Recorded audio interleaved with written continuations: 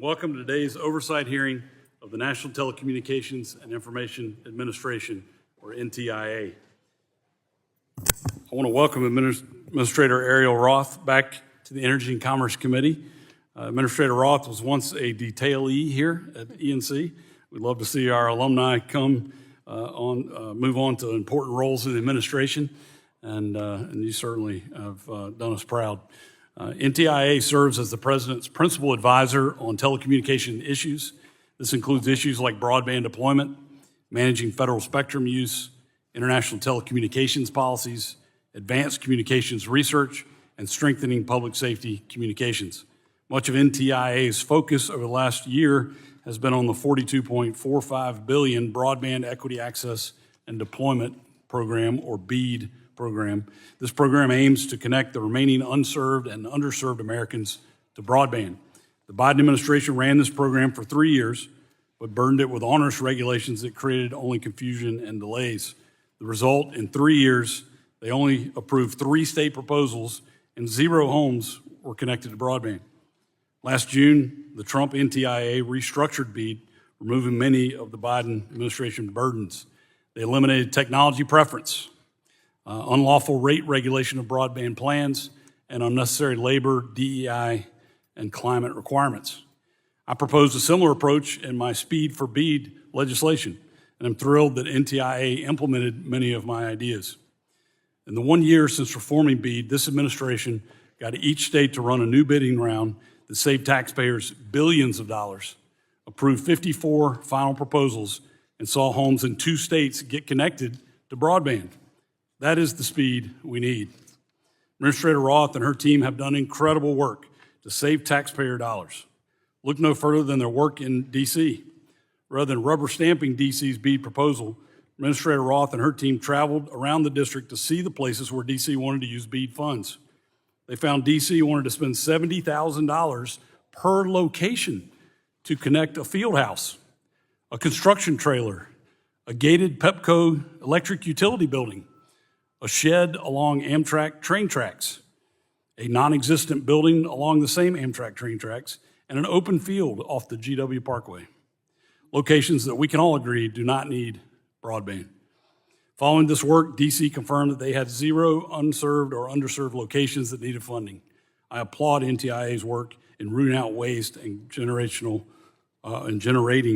real savings in this program. NTIA's BEAD reforms have saved over $20 billion for the American taxpayers. Now we must consider what to do with the non-deployment money. Although the infrastructure law outlines some uses, NTIA still maintains significant discretion on how states can use this money. I have made no secret that I believe some of this money should be used to deploy next-generation 911 nationwide. Deploying this internet protocol-based system at our 911 call centers will open the door to advanced tools for both the public and our first responders, directly supporting the intent of the infrastructure law. I know many members of this committee have their own ideas for how we should use this money, including supporting telecommunications workforce development programs and permitting efforts. I hope today's hearing will shed light on how NTIA is planning to use these funds. NTIA also plays an important role in public safety communications. It supports the nation's public safety agencies in their adoption and implementation of advanced communication technologies, including NG911. It also supports the First Responder Network Authority, the independent authority that oversees the nationwide public safety broadband network. I appreciate Administrator Roth visiting my district last year to see how FirstNet is serving the public safety community in Alamance County. As many of you know, the House recently passed the First Responder Network Authority Reauthorization Act, reauthorizing FirstNet until September 2037 and implementing several essential reforms, including bringing the authority directly under NTIA. We now await Senate action on this important legislation. I want to thank NTIA for working with us on this legislation. Thank you to Administrator Roth for being here today, and I really look forward to our discussion. I now recognize the ranking member, the gentlelady from California, for her opening statement. Thank you, Mr. Chairman. I'm glad we're holding this oversight hearing on NTIA. This agency oversees tens of billions of dollars in federal broadband funding. The American people deserve answers about why the Trump administration spent the last 18 months delaying broadband build-out and canceling funding for states and local communities, all while pressuring them to give up affordability and consumer protections. Reliable, affordable, high-speed internet is no longer a luxury. It's how our children can learn, how patients access telehealth, how small businesses compete, and how families stay connected. That is why Congress passed the bipartisan infrastructure law and invested $65 billion to close the digital divide, including more than $42 billion through the BEAD program. Congress made a promise to connect every community with affordable, reliable broadband. Instead of carrying out the promise, the Trump administration has spent the last 18 months gutting it. NTIA has repeatedly moved the goalposts, missed its own deadlines, and created uncertainty for states, providers, and the communities waiting to get connected. Today, we see the consequences. Providers are walking away. States are being forced to revisit decisions they already made. Communities that thought help was finally on the way are once again left wondering again when or if they'll ever get connected. California has worked in good faith to meet these shifting demands, but we're still stuck waiting on NTI's final sign-off before we can get shovels in the ground. From Sacramento to San Joaquin and the El Dorado Hills, families are now waiting well into next year while the Trump administration keeps changing the rules. Even more troubling, NTIA is still sitting on more than $20 billion in BEAD non-deployment funding. Congress provided those funds because closing the digital divide requires more than laying fiber in the ground or launching satellites into space.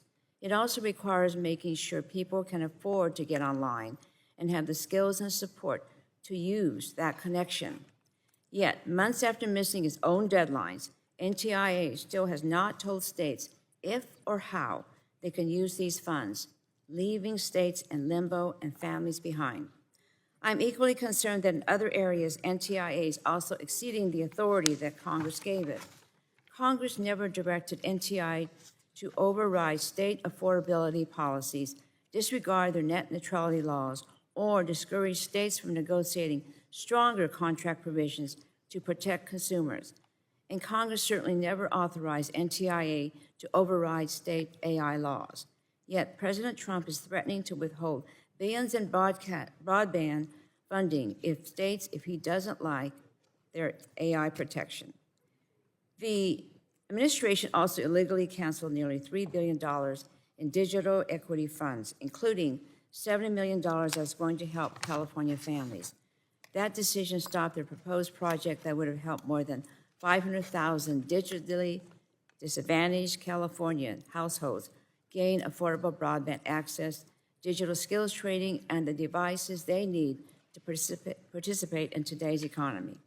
Across 50 California counties, including the Sacramento regions, seniors, veterans, students, people with disabilities, and low-income families are left behind because President Trump didn't like a program Congress specifically created to help them. Today, I'm concerned we'll hear NTIA continue to dodge accountability, offer vague answers, shift blame, and exceed the authority Congress gave it.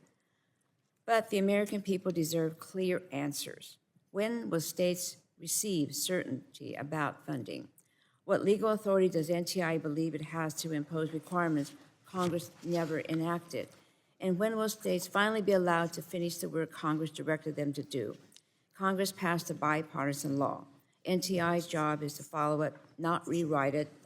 Lastly, we must continue leading the world in spectrum policy, which powers the devices and services Americans depend on to work, learn, and stay safe. And that's why the U.S. government must speak with one voice at next year's World Radio Communications Conference. I urge and encourage NTIA to hold a Spectrum Summit to ensure that the U.S. has a united front with their strategic allies. And with that, Mr. Chairman, I yield back. Thank you. I now recognize the chairman of the full committee, the gentleman from Kentucky, for 5 minutes for his opening statement. Thanks, Chairman Hudson. Thanks for holding a supporting hearing today, and I thank Administrator Roth for being here. Welcome to the committee, back to the committee. The National Telecommunications Information Administration plays a critical role in ensuring every American has access to connectivity, and that the United States continues to lead the world in technological information. I'm sure Chairman Hudson, I know he spoke a lot about BEAD, and I'm sure you mentioned that it took 3 years of the Biden administration to not get a penny out I'm sure you brought that up when we were talking about delays. But anyway, I won't focus on that. I'm going to focus on the work you're doing on spectrum. My good friend, the ranking member of this subcommittee, and I have worked very closely together in very long hours on spectrum, so I appreciate being here together with her. So one of the important roles NTIA plays is managing the use of federal spectrum. As demand for 5G, 6G, Wi-Fi, and AI continue to grow, we need to make sure spectrum is available for private use sector. The Working Families Task Force directed NTIA in coordination with the FCC to identify 500 megahertz of federal spectrum for reallocation for commercial use. I am pleased to hear that NTIA has already begun identifying bands for reallocation and studying other important mid-band spectrum bands. I hope NTIA can move quickly to get these bands to auction. This is crucial to maintaining United States leadership in wireless innovation. NTIA also plays an essential role in representing the United States in the international telecommunications discussion, including this year's I2A meeting and next year's World Radio Communications Conference. We have our work cut out for us. It's in China. I don't know who decided to locate that in China, but it is. And I know we're going to have all hands on deck and working together. I look forward to hearing from Administrator Roth about our preparations for these two important events. American leadership globally is key. Otherwise, the next generation of technology will be dominated by adversaries who do not share our values and who cannot allow them to set standards to drive innovation and reap the economic benefits of that should be ours. As I say that, as I always say, we're not competing with Europe to regulate, we're competing with China to innovate.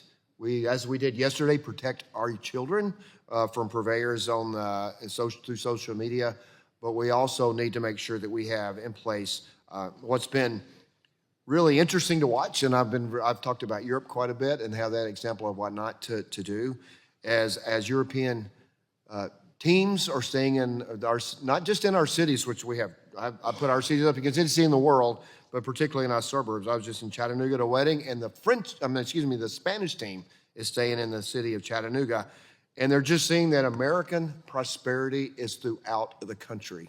It's amazing how they look at the way everyday middle-class Americans live, and they can't believe we have the standard of living that we have. I think that's been a great outcome from what we've seen of hosting the world in the United States, because people in the world can see they can live the same way we live if they have the right innovation and the right policies in place. So, as I always said, we have twice the economy of Europe, where we had equivalent-sized economies in 2007.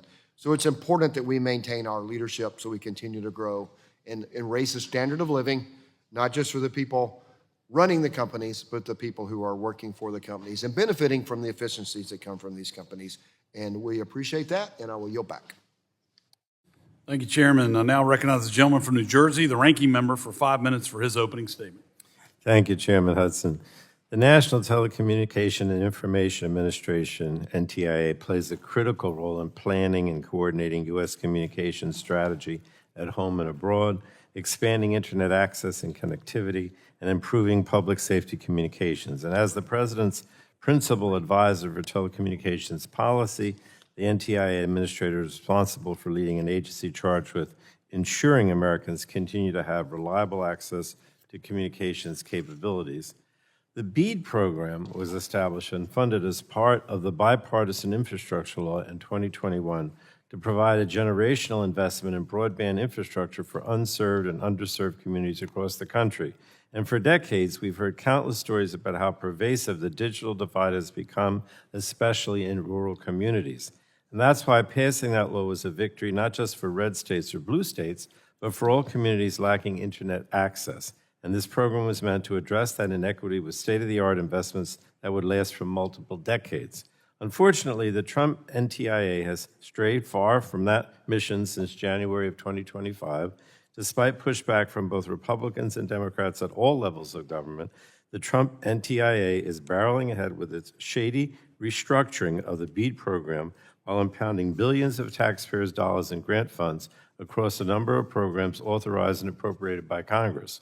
Commerce Secretary Lutnick and NTIA Administrator Roth have repeatedly violated the law and defied congressional intent in a manner that is increasing the cost of Internet service and, I fear, opening the door to waste, fraud, and abuse. Hidden behind the veil, they call the benefit of the bargain, the Trump administration forced states to throw out their broadband plans and bullied state broadband offices into awarding as many locations as possible to Elon Musk's SpaceX on the basis that it is the cheapest option. It's not the best option or the right option, but the cheapest option. When it comes to critical infrastructure like bridges or pipelines, and yes, broadband, Americans just want the job done right. Even then, low Earth orbit LEO broadband solutions like Musk's Starlink are only cheaper than the alternatives if you do not factor in each technology's lifespan and costs over time. And let me be clear, satellite connectivity is an important component of the broader communication ecosystem, but NTIA's changes to the BEAD program ignore the fact that Starlink is already accessible to the public. Although prohibitively expensive for many Americans, any household or business currently lacking internet access could sign up today without one dime of taxpayer money. At the end of the day, all NTIA has done is secure hundreds of thousands of locations where satellite is now the lone monopoly provider, robbing consumers of choice and competition that are fundamental to making service affordable to middle-class families. By taking thousands of miles of fiber off the map, the Trump administration has unnecessarily condemned vast swaths of rural America to the connectivity equivalent of a Band-Aid, ignoring the spirit and intent of this generational infrastructure investment. To make matters worse, NTIA has yet to demonstrate with any certainty that LEO providers will meet and sustain the statutorily required performance metrics at scale.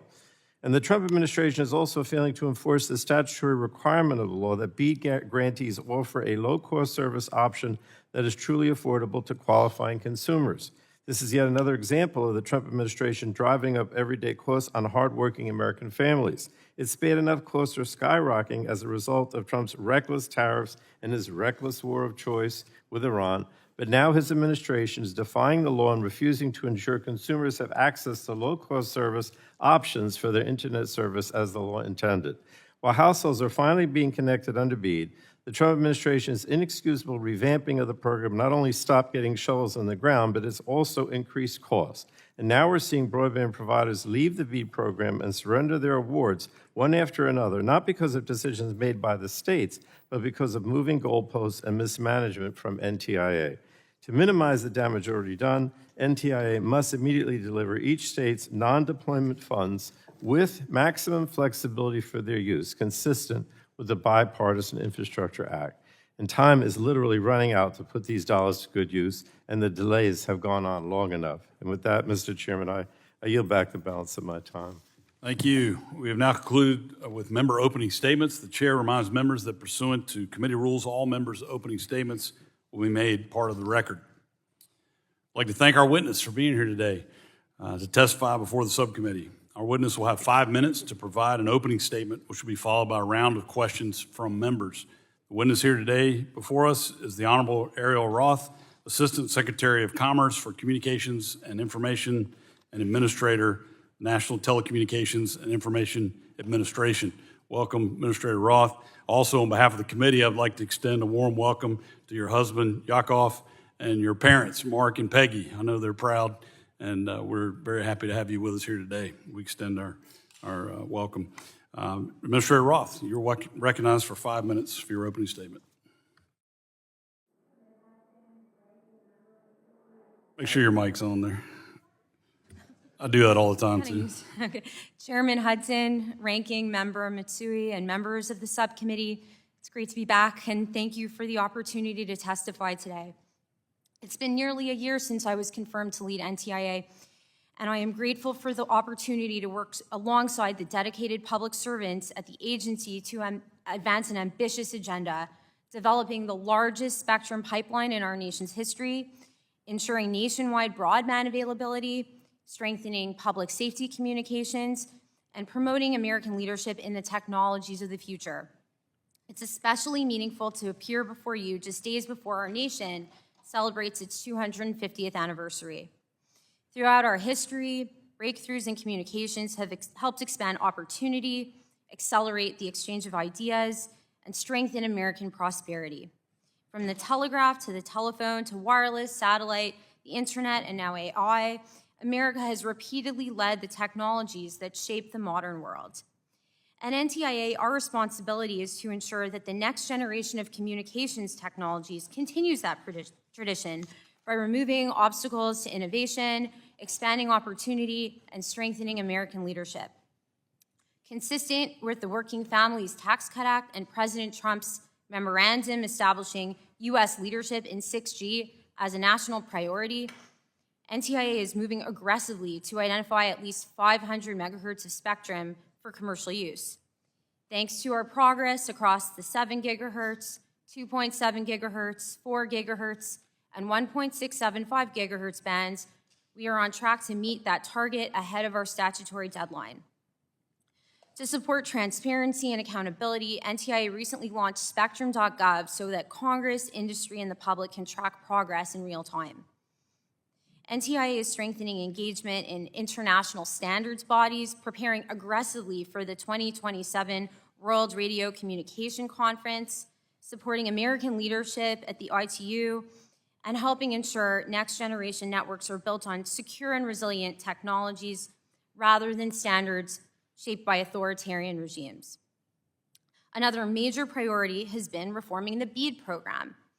When this administration took office, BEAD was weighed down by unnecessary red tape, market-distorting restrictions, and requirements that exceeded the statute. Under Secretary Lutnick's leadership, we restored the program's focus to its core mission, connecting Americans through competition, accountability, and respect for the law. By embracing technology neutrality, encouraging meaningful private investment, and focusing on fiscal discipline, NTIA's benefit of the bargain reforms have produced more than $21 billion in savings while expediting deployment. Today, nearly every state and territory has received approval of its final proposal, and Americans are already being connected through the reform program. NTIA is also working to improve connectivity in tribal communities through reforms to our tribal broadband connectivity and native entity programs that reduce administrative burdens and maximize the impact of federal dollars. Public safety communications remain another core priority. NTIA applauds this committee's leadership on FirstNet reauthorization and the bipartisan efforts to strengthen governance and accountability for the network. Thanks to NTIA's enhanced oversight of FirstNet, Secretary Lutnick was able to secure an additional $2 billion in value under the contract, enabling further expansion of coverage and connectivity for first responders. In addition, NTIA continues to support this committee's bipartisan efforts on Next Generation 911, including through our recently released study providing updated data on nationwide implementation costs. Finally, I want to mention NTIA's work on excessive screen time in schools. As a mother of 6, this issue is deeply personal to me. Technology has a role in education, but it should support learning, not replace the reading, writing, critical thinking, and face-to-face interaction children need to thrive. As parents have become increasingly concerned about the amount of screen-based instruction their children receive during the school day, NTIA has convened parents, teachers, researchers, and our partners across this administration to ensure federal policies put children's learning and healthy development first. NTIA is delivering results across our core missions. As our nation marks 250 years of freedom, innovation, and ingenuity, we remain committed to advancing policies that remove barriers, unleash private sector innovation, and help ensure America leads the next technology frontier. Thank you, and I look forward to your questions. Thank you. We'll now begin questioning, and I recognize myself for 5 minutes. Administrator Roth, let's jump right in. When can we expect guidance on how states can use remaining BEAD non-deployment funds? No, I understand that everyone and the members of the committee in particular are very focused on this question. NTIA is extremely outcome-driven. We saw those results through our management of the BEAD program. We inherited a program that had been weighed down, and we course-corrected it and saw incredible outcomes, both in terms of taxpayer savings, faster deployment, and universal connectivity. And we want to see the same effective outcomes when it comes to the remaining funding that states have worked so hard to produce. We want the funding to produce real measurable outcomes. be non-duplicative, non-distortionary, and I think we're really focused on getting the funding right. We've received a tremendous amount of interest and comments on how the funding should be used, and we're proceeding cautiously in producing the guidance so that we can ensure that this funding achieves the same success as the first segment of the BEAD program. And we plan to release guidance this summer. Well, I appreciate that answer, and I think your track record on the BEAD program writ large it was excellent, and so that at least in my case creates some trust that you will handle this appropriately and correctly. But obviously, we want to make sure these funds are used. But to your point, we want to make sure they're used correctly and effectively, so they actually reach real people out there. So I appreciate the care with what you're using, but we want to work with you to get this done as quick as we can. You and I have talked many times. I'm a strong supporter of Next Gen 911, and I've called for upgrading across the country to NG 911. And we are having conversations across the aisle here to try to come to some bipartisan consensus on this issue. But I have said that I think some of these non-deployment funds could be used to fund this NG 911 upgrade. Will you take this into consideration as you're making your plans with this money? Absolutely. It was one of the recommendations that we saw when we held public listening sessions on the use of the funds. And I thank you for your leadership on this issue. Chairman Hudson, I should have mentioned that I've really enjoyed working with you on public safety communications ever since my second day on the job, visiting your district in Alamance County for a FirstNet groundbreaking. And NTIA has sought to provide helpful information to this committee on Next Generation 911 and applaud your efforts on this issue through our recently updated study. I've personally visited several 911 centers, most recently in Fairfax County during Public Safety Telecommunicators Week, and it's just very clear that ensuring that we see upgrades to modern IP-based technologies are critical for better response times, better location tracking, and triage of calls. So looking forward to, appreciate the opportunity to work with you and the committee on this issue, on your bipartisan efforts on this issue. I appreciate that. And I should have mentioned the study you did on the cost was crucial, and you moved very quickly on that, and that really gives us the facts we need, I think, to move forward with this program. So thank you for that. Going back to BEAD program writ large, I understand that some providers have rejected their awards and have backed out of the program. What is NTIA doing to ensure that homes and businesses these providers were supposed to serve ultimately receive service? Thank you for the question. So our goal is to see universal, ubiquitous connectivity through BEAD. That's the law, and we're achieving that. To level set, we have seen some changes in the BEAD program. I think that's to be expected in a program of this size. We've only seen about 1% of BEAD locations affected by changes, but the good news is that we planned and we have a process in place to ensure that areas that are subject to changes get served. And we've successfully backfilled in about a dozen states where that's occurred. And we're eager to ensure ubiquitous connectivity. There are multiple reasons for why a provider would back out, but ultimately we're ensuring that providers that can deliver on their obligations are participating in the program.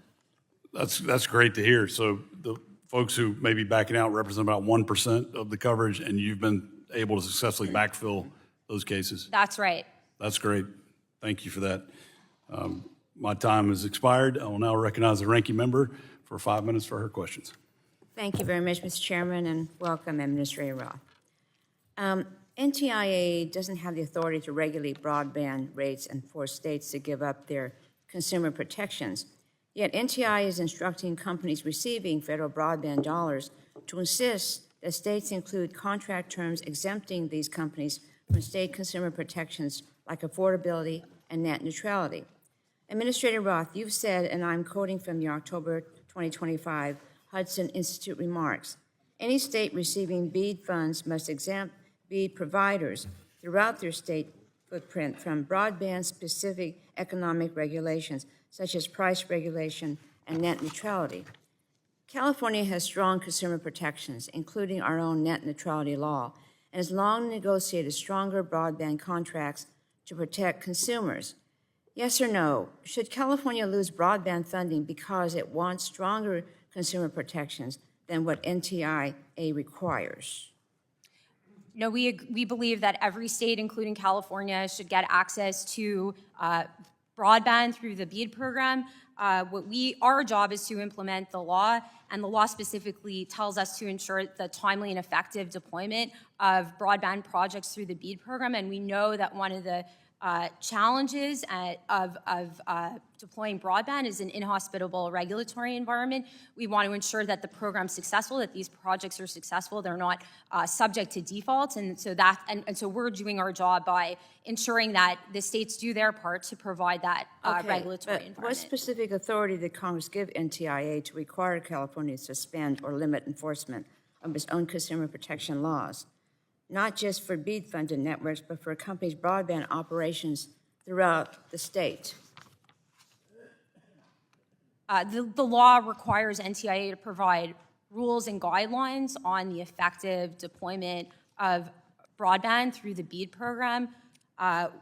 We know, and history has shown, that government price regulation undermines incentives to invest, particularly in rural areas where deployment is already challenging. And so regulations that are hostile to that investment, as we saw, under the previous rules, providers stayed away precisely because of hostile rate regulation mandates. We don't want to see that mistake happen. I'm asking where Congress specifically authorized an NTIA to affect legal rights and obligations outside the scope of the BEAD-funded project. Yeah, no, we are not preempting any state laws. What we are saying is that states have to, with respect to BEAD projects, because our mandate and our jurisdiction is BEAD projects need to be protected from regulations that undermine the success of the BEAD program and BEAD projects. So you're saying that NTIA can actually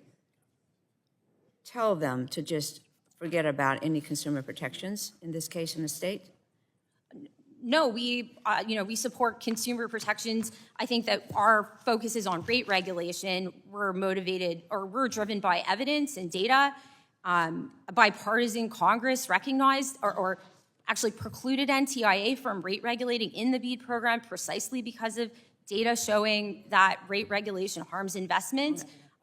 We don't want to jeopardize the success of BEAD projects, and so therefore we've entered into agreements with the states where they've promised to ensure a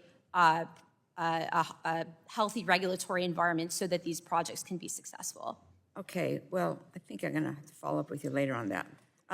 Congress passed a bipartisan infrastructure law to connect Americans to affordable, reliable broadband. It did not condition broadband funding on whether a state regulates AI. Yet the Trump AI executive order directs NTIA to withhold broadband funding from states with so-called onerous AI laws. California has led the nation on both broadband and responsible AI. It shouldn't have to choose between protecting consumers and receiving broadband funding. That's why I co-authored the Guardrails Act to repeal this dangerous executive order. Now, Administrator Roth, yes or no, can an executive order rewrite law? I serve the president and I implement the law, and those two things are not in conflict. Executive orders are lawful direction to executive branch agencies. So what specific provision in the bipartisan infrastructure law authorizes NTI to condition BEAD funding on a state's AI laws? So no final decision on the report has been made. I'm not going to prejudge outcomes before we've completed our review. What I can say is that our report, the report will comply with the law. I think that it's also important to keep in mind as we've seen, there's and as the executive order shows, there's a a symbiotic, oh, I'm sorry, I'm out of time. You can complete your answer. Yeah, a symbiotic relationship between broadband deployment and AI. AI is how consumers, broadband is how consumers get AI, and AI is increasingly becoming embedded in broadband network architecture. So I think, so that, it's per our mandate to ensure timely and effective deployment of broadband, it's important that the regulatory environment reflect those outcomes. I'd like to follow up with questions. Okay, thank you. Great. Gentlelady's time has expired. Chair now recognizes the chairman of the full committee, Mr. Guthrie, for 5 minutes for his questions. Thank you. Thank you for being here, Administrator Roth. As I mentioned in my opening statement, the Working Family Tax Cut directed NTIA to identify 500 megahertz of federal spectrum for allocation for commercial. I understand that some bands have already been identified for commercial use and that studies are underway on others. How quickly can these studies be completed from there? And how quickly can we expect these bands to be ready for auction? Thank you, Chairman Guthrie, and it was great to meet with you as I started my role as NTIA administrator. Thank you for your leadership and the committee's leadership on spectrum. Getting more spectrum into the marketplace is a core priority of this administration, and we're working aggressively to meet the mandate set out for us in the Working Families Tax Cut Act. We are on track not only to meet that mandate, but beat it thanks to the President's leadership in the winning the 6G race presidential memorandum. And we're going to identify spectrum in the 7 gigahertz band ahead of schedule by the end of this year. And we're at NTIA, we're extremely focused on this mission. We're working on 4 studies at once, which is unprecedented. And so we're working with the FCC and other federal partners to get spectrum studied and identified as quickly as possible so that we can meet Chairman Carr's goal of 5 auctions during this administration. I was going to ask how we could help you speed this up. It sounds like you're in the express lane already getting this done. Huh? Is there things we could help you with to get it done faster, or do you feel like you're pretty comfortable the way that it's going? We're working very fast. We were able to secure funding in the 2.7 gigahertz band in half the time it took the previous administration. But at the same time, what we're working on and how we can get spectrum identified is through the Spectrum Relocation Fund process, which is really essential to ensure that we have the certainty over what we're auctioning and under what parameters, so that an auction can be successful. So let me follow up. So a major component of reallocating spectrum from federal to non-federal use is the Spectrum Reallocation Fund. We've heard that there can be barriers to agencies utilizing these funds, ultimately delaying new spectrum getting in the hands of commercial users. What can Congress do to reform the Spectrum Relocation Fund so that it can be better used as an incentive to encourage federal agencies to relocate? So, we would defer to Congress, and we will abide by the law in the SRF. Do you have suggestions of how we can improve it? Do you have suggestions for how we can improve it? So one of the things that we've seen is that some of the timelines perhaps could be truncated to get funding to the agencies more quickly and enable us to complete our studies quicker. One timeline that the committee could consider would be the 60-day congressional notification timeline. There's also a 6-month congressional notification timeline for transition funding. So we'd be happy to work with you and the committee on finding ways to expedite this process and get funding, enables agencies to secure funding more expeditiously. So thanks. So now for the World Radio Communication Conference that takes place next year, obviously in China. So it's critical that we go there strong with a unified position. And so can you discuss the status of the preparation for the World Radio Conference 27 and our ability to develop a unified position on different agenda items? So how's the preparation going? Where are we? And can we have a unified position? This is a core focus of this administration. We're working aggressively with our interagency partners to get our positions identified well ahead of WRC so that we can build an international a coalition of like-minded partners and build support for those positions. One of the ways NTIA did that was by holding a training in Ghana with 27 key regulators from 20 different African countries. The agenda at WRC is going to be very satellite heavy, and so we worked with those regulators to promote U.S. Commercial space interests, which is a very important area strategically for us. And What kind of extra considerations do you have to give, given that it's in China? Yeah, so one of the things that we need to do is ensure effective leadership at the ITU. The Plenipotentiary Conference, where upcoming elections are happening, is this November, and so we're working to ensure that Doreen Bogdan-Martin wins her election as Secretary General of the ITU, as well as the U.S. Wins in its other elections. Effective leadership is important to ensure that we can promote our interests in an effective way at WRC without surveillance or interference. That was an issue I spoke about at ITU Council in Geneva in May. Thanks. Well, my time has expired, so thank you for your answers, and I yield back. Thank you, Chairman. I now recognize the ranking member of the full committee, Mr. Pallone, for 5 minutes for your questions. Thank you. As I've mentioned, I have serious concerns that your tenure as NTIA administrator has shown a pattern of decision-making ranging from irresponsible to outright unlawful. And the common thread that ties it all together is a dereliction of your duty to prevent waste, fraud, and abuse of taxpayer dollars. For instance, the bipartisan infrastructure law specifically prioritizes broadband technologies in the BEAD program that are the most reliable, scalable, and future-proof, meaning that they will not become outdated or obsolete in the near future, but instead, you force states to prioritize the cheapest bids, regardless of a technology's scalability or longevity. And it's difficult to ignore the growing list of similarities between your new BEAD program and the failed Trump Rural Digital Opportunity Fund program. Both incentivize a race to the bottom, fraught with numerous provider defaults, and open the door to waste, fraud, and abuse. And worse, by imposing arbitrary per-location price caps, you failed to accurately reflect the actual cost to serve the rural, low-density locations that are the specific target of the BEAD program. And the decision to ignore the law has redirected valuable funding away from infrastructure that would last for decades to subsidies instead for Elon Musk's satellite service, which we know faces affordability, reliability, and spectrum capacity constraints, and is widely more expensive for customers in the long run. Yet you have issued no guidance on how they're supposed to ensure that SpaceX does, in fact, have the capacity to serve every location they've been awarded.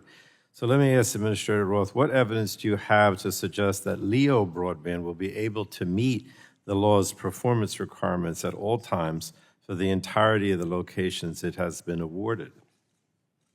I agree that the law is what should govern our decisions, and that's exactly what we've done by restoring technology neutrality in the program. But do you have any evidence to suggest that LEO broadband will be able to meet the law's performance requirements? So maybe I could just to explain, rather than requiring a tech mandate on the states, we enabled the states to determine which technologies would work in different areas, given that we have diverse conditions across the country. And that's Congress wrote the law in that manner. Congress set out performance requirements. I understand, but look, let me issue this. In order to verify compliance with the law, will NTIA publicly release the results of BEAD subgrantee speed and performance testing, or direct the states to publish performance testing results? That's a way for us to get to the bottom of it. Yeah, that's in our rules. You will do that. Each provider is required to abide by our performance. No, I'm testing asking you if you'll publicly release the results of the BEAD subgrantee speed and performance testing, or direct the states to publish performance testing results. This is a specific question, yes or no? Yes, aggregated data All right, is I appreciate it, because I do believe transparency is important to verify compliance with the law. I'm also concerned that you've restricted states' ability to hold delinquent providers accountable or penalize subgrant recipients for failing to deploy or reserve capacity. And I think it's critical that we have some level of insight and accountability into the BEAD program going forward. So NTIA's semi-annual report requirements for the BEAD program mandate that states submit detailed progress reports every 6 months. And this report is designed to track progress across the various stages of the BEAD grant rollout. So my last question is, Administrator, will you commit to publishing these semi-annual reports online while protecting confidential information just as NTIA did for the Broadband Technology Opportunity Program? Again, specific question. Will you commit to publish these semi-annual reports online? I understand there's some certain confidential information, but, that it would not be included, but will you agree to publish those? Yes, All right, I performance is appreciate already it. required. Yes. I appreciate it. I wrote in a November 2025 letter to you that good stewardship of taxpayer dollars is as much about the quality and value of the dollars spent as it is about the bottom line. So I am concerned about, these investments, being made, at the cheapest level as opposed to what I consider quality, and I think that that's wrong. But I appreciate your responses today, and we'll follow up. Thank you, and I yield back, Mr. Chairman. I appreciate that. You look like you wanted to say something. I'll give you a few seconds to answer that if you like. I would just say that we agree we want every American to have high-quality broadband service. Our view is that performance is the gold standard, not any particular technology. That's how Congress wrote the law, and Congress was smart to write that. The bipartisan Congress was smart to write the law like that, given incredible innovation. I don't think that's what you're doing, but I appreciate your responses today because I think we'll have some transparency, hopefully, based on your responses. So thank you, Mr. Thank you. The gentleman's time has expired. The chair now recognizes the vice chair of the full committee, representative from Georgia, Mr. Allen, for 5 minutes for your questions. Thank you, Chairman Hudson, for holding this hearing, and thank you, Administrator Roth, for being here today. Georgia has been recognized as the best state my home state to do business in 12 years in a row, and obviously because of our favorable business environment there, but also the cost of deployment of resources and that kind of thing. In fact, a home in California costs 3 times the same home built in Georgia. So in deploying these funds, it's interesting.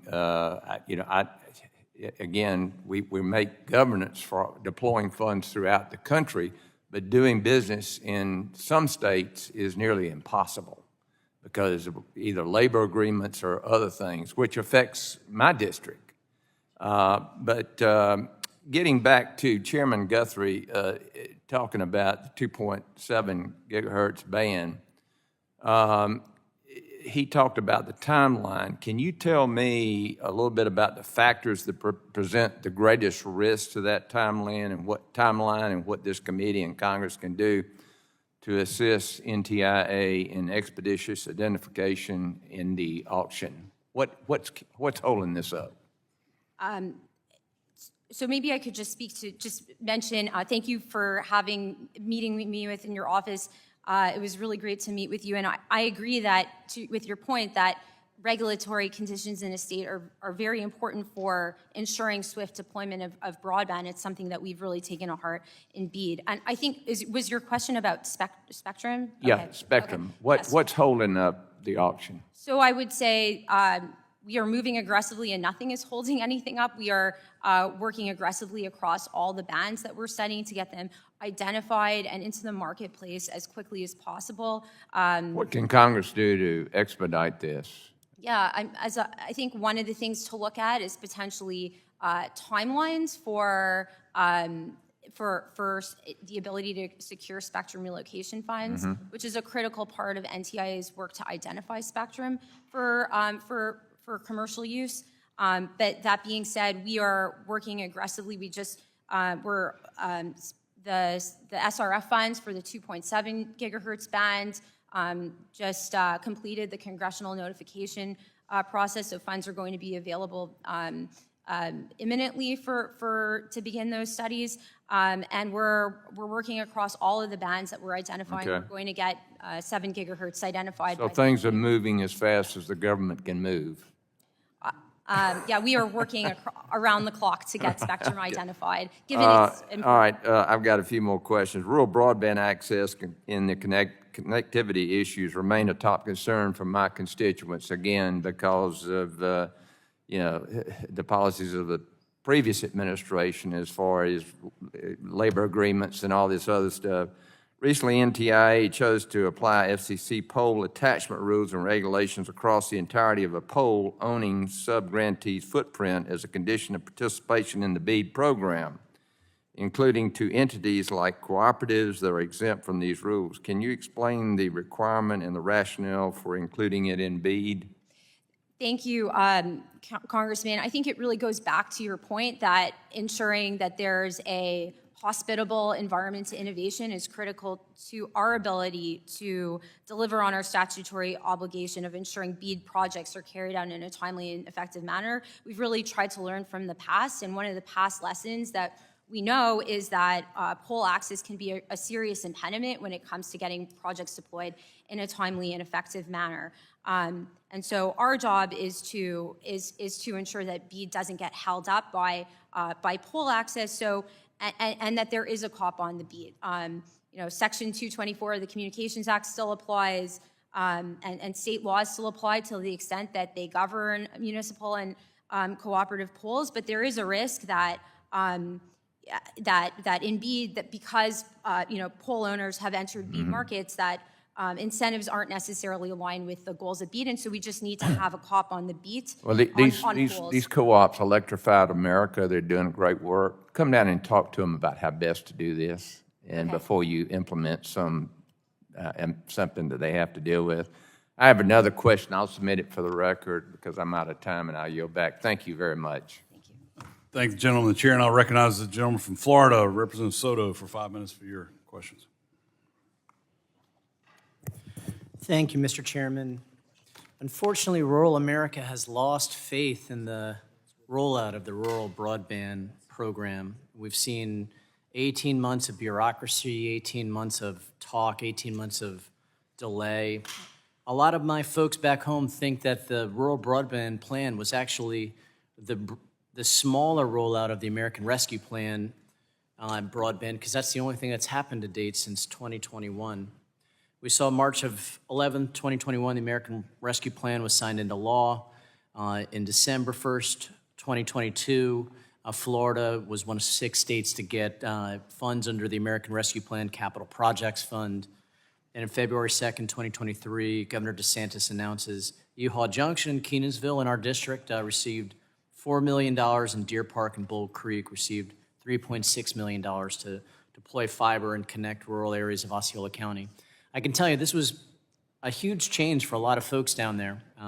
Everyone from small business owners like realtors, folks who are using Wi-Fi and GPS and other technologies for cattle and citrus and smart farming. It was a big help for them. But then you contrast it to the BEAD program itself, passed into law November 15th, 2021. July 18th, 2022, we saw the letters of intent due from governors. By 2022, in August, they submitted their applications. By 2023, NTIA announced allocations for all states. And then in January 2025, the president unfortunately paused the BEAD program to revamp it. But here we are 18 months later, and we still see, I think only Louisiana is the only state that's had some broadband actually built already. Florida's program was approved on January 7th, 2026, which we appreciate. But I guess my question, Secretary Roth, is when will Floridians actually see broadband built in Florida? So we agree that expediting broadband needs to be front and center, and it's been front and center of everything we've done in course correcting the BEAD program. We had to course correct the program when we got here, precisely because the program had failed to connect any Americans during the previous administration. And now, only a year after the restructuring notice, we have deployment out the door. I was recently in Ogallala, Nebraska, for the groundbreaking of a BEAD project where a fixed wireless provider was delivering gigabit service to a community. That was a technology that was prohibited from participating, and they're delivering excellent service to the community and on an expedited timeline. Look, We that's- wouldn't have seen that if we had put all of our eggs in one basket. Reclaiming my time, I think that's great. And we certainly want broadband and cellular and satellite to be part of it. But my question is, when do you think Florida will finally see this stuff happen? Yeah, so right now, states like Florida are signing their BEAD subcontract agreements with providers, and 5 states have already signed with satellite providers for immediate service in eligible areas. Thanks to our approach to the program, we're going to see also streamlined permitting. Louisiana was one state that was able to complete 25,000 environmental reviews thanks to our cloud-based permitting tool. We're going to see. Is Louisiana the only state that has actually started breaking ground on the broadband aspect of it? No, states across the nation are leveraging our permitting tools to get approvals. But which and states have shovels. pardon me? Which states have broken ground already on the broadband aspect of this? There are so Louisiana and Nebraska have already gotten communities connected through projects, through fixed wireless projects. So we have 2 states so as far. well as five states have signed agreements with satellite providers, and those consumers will be able to get technology right now. Well, and look, I agree with you that there should be redundancy in different technologies utilized. We launch SpaceX and Blue Origin rockets from Central Florida, and was part of getting some discretion early on before in the last administration. I do think that's got to be a part of it. And this committee stands ready to work with you to speed this up a little bit. 2 states is, a long cry away from where we need to be, and we want to work with you on that. And I yield back. Gentleman's time has expired. Chair now recognizes the gentleman from Ohio, Representative Latta, for 5 minutes for your question. Well, thank you very much, Mr. Chairman, and thanks for holding this really important hearing today. And Secretary, thanks very much for being with us today. It was a privilege of mine to chair this subcommittee, and did a lot of work during the time when we saw BEAD come online. But let me get some dates right here. It was 2021 that BEAD became law. Is that correct? That's correct. And the Trump administration came in January of 2025. Correct. How much of a deployment was made in that period of time from 2021 to January 25? Not a single home connect. Not anything, period, 0. And we had, it was an estimate at that time that we had 8 million households across this country that did not have broadband at that time. And during that period of time from 2021 to 2025, 0 got deployed. I know that I was out in my district, and I was at one of my community colleges, and they were trying to get people instructed in how to deploy broadband because of thinking that it was going to be happening quickly. Well, the locals knew more about things in Washington, D.C. And they said, one of the meetings I was at, number one, we didn't have the people that had the right training to get them out there to deploy. And the second thing they told me was they didn't have the trucks with a bucket on them that might take 1.5 years to 2 years. And I asked the previous folks at NTIA if they'd even considered that, and they said no. So there's a lot of other things out there that were contributing factors, but to just get this deployed is really important. Were there regulations out there at the time that really put things behind for states to try to get the broadband deployed during the previous administration? Yes, we saw there were a plethora of negative consequences from the red tape and hostile mandates that were on the program when we inherited it. But thanks to our reforms, states were able to target projects to the right areas based on their unique circumstances. We're seeing increased skin in the game with a 40% nationwide project match, which is really indicative of projects being sustainable. And we're on track to connect the entire country, whereas there was a real risk, including identified by the 2025 OIG report, that under the previous rules, certain states were going to run out of money and areas would be left behind. And here's another situation that I think that you have to think about. The longer we take to get something done in this country with regulations, and there's money that's been appropriated, because of inflation, it's worth less. So would that be a contributing factor out there too, that we have to consider that, we don't have the $42.8 billion that have been appropriated? Yeah, no, through taking out red tape, participation went up. Providers that had previously stayed out came back to the table. That brought down prices and created much better outcomes for consumers. Even within fiber projects, there was one company that won an award in a Midwestern state in 15 counties. Its ask to the government decreased from $2 million between the previous rules and under our rules. That's a real win for taxpayers. Well, and you said a real magic word here in Washington, cutting red tape. That's music to a lot of people's ears. Secretary, the NTIA had not been reauthorized for over 30 years, and legislation that I worked on that has been signed into law is making sure, it's important that we get that, NTIA into the next century, you might say. Could you speak to the changes they've made to the deployment program to ensure that we don't repeat what happened in the previous administration with the changes that we've made for reauthorization for NTIA? Sorry, could you repeat the question? Yeah. Could you speak to the changes that have made to the deployment program to ensure that we don't repeat what happened in the previous administration? I've only got about 39 seconds. Yeah, no, we stripped out red tape and hostile mandates. We restored the program to its statutory mission, and we've seen incredible results from that in terms of participation, a diverse technology mix, more skin in the game for for projects, and universal connectivity on a more expedited timeline. Projects currently getting deployed as we speak. In my last 8 seconds, when do you expect to see breaking ground in Ohio? Well, the state is working with providers to sign subgrants, and thanks to our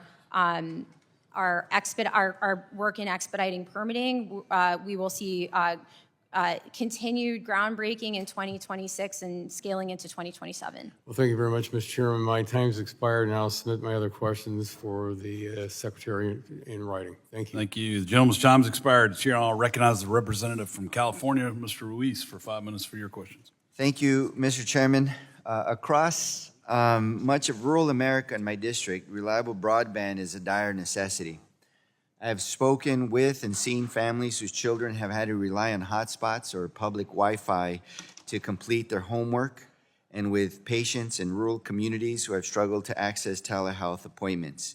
In fact, some of our school buses have hotspots, and they have to park near trailer parks and neighborhoods so the kids can go and use their school buses just to use the internet.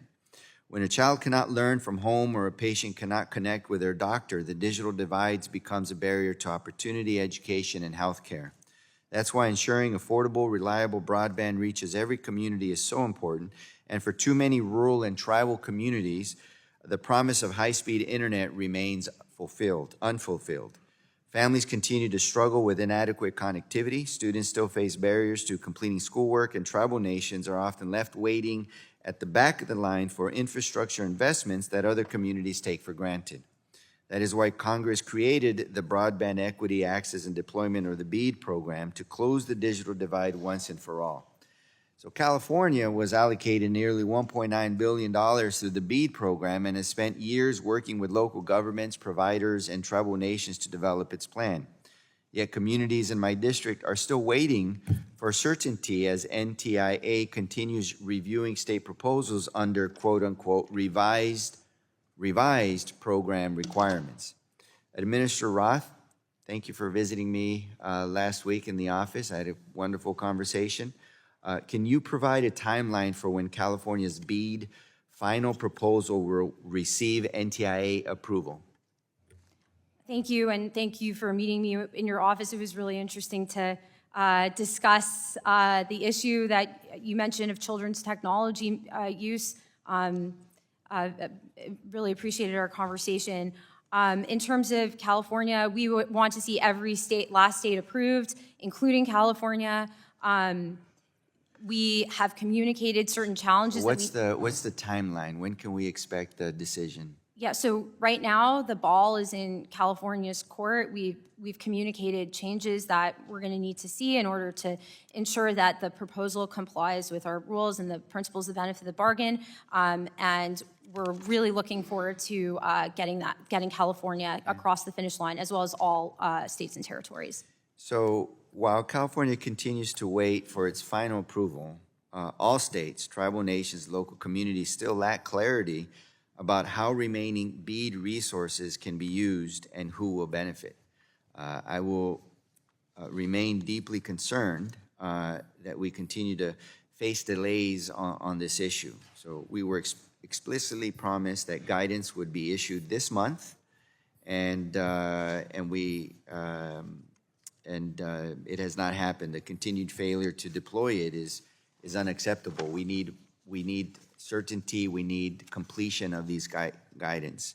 Administrator Roth, can you commit that NTIA's funding decisions will be based on statutory program requirements and broadband deployment needs rather than state policy disagreements? Absolutely. Our job is to implement the law, and that has been a front and center for us as we've approached the BEAD program, and I think is evident from the decisions we've made. I also remain concerned about the long-term stability of the Universal Service Fund. Communities in my district, including rural agricultural communities and tribal nations, depend on these programs to remain connected.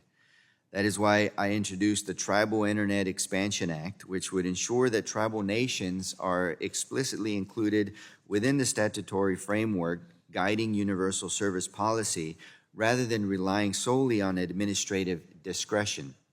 While I was pleased NTIA finally announced new funding opportunities for tribes under existing programs that had been on hold, I am disappointed by how long those processes were delayed, and that the announcements were made only when you were right about to appear before this committee.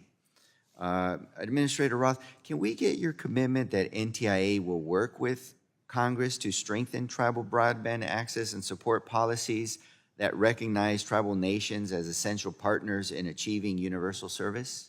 Absolutely. We respect tribal sovereignty at NTIA, and we actually held 2 tribal consultations in developing our TBCP guidance in January, and ensuring that tribes get universally connected has been at the heart of our reforms to the TBCP program.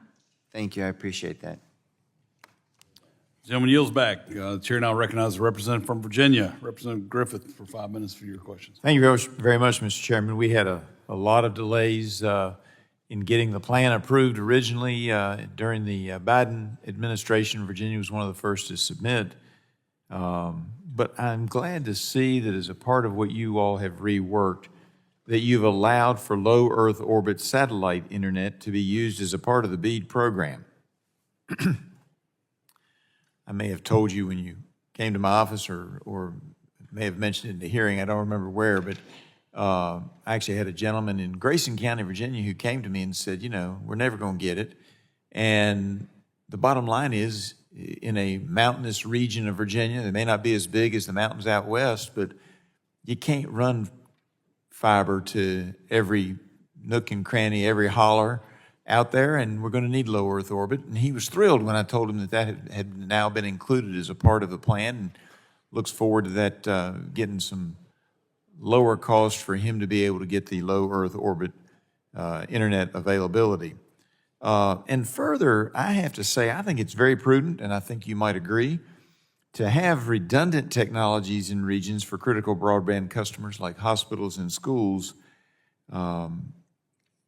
You probably want to have more than just one. And I also bring up Grayson County because that was part of it borders North Carolina. And it got hit hard by Hurricane Helene.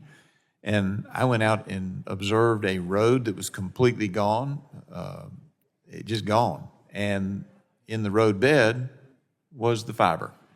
So that end of the county that had fiber was out for months because of that. Now, fortunately, the hospital in the region was not affected by that because it was far enough to the east that it didn't get as much damage. They had other issues, but they didn't have that issue. But don't you think that the allowing BEAD to be used with low Earth orbit satellite will help our hospitals and our schools to stay online in times of natural disaster? Mike. Make sure your mic's on there. Still getting used to this. Thank you, Congressman, and I'm really grateful for the opportunity to meet with you and discuss, your district's challenges, especially as such a rural part of Virginia.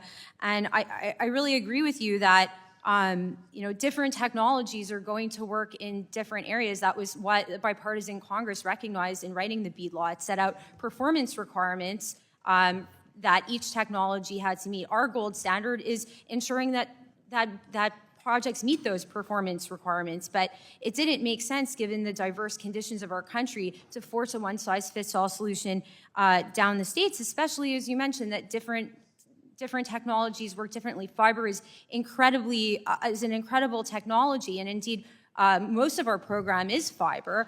But as we've seen, there have been incredible innovations in fixed wireless technology. A technology that just was seen as inferior now can provide gigabit service even in non-line of sight environments.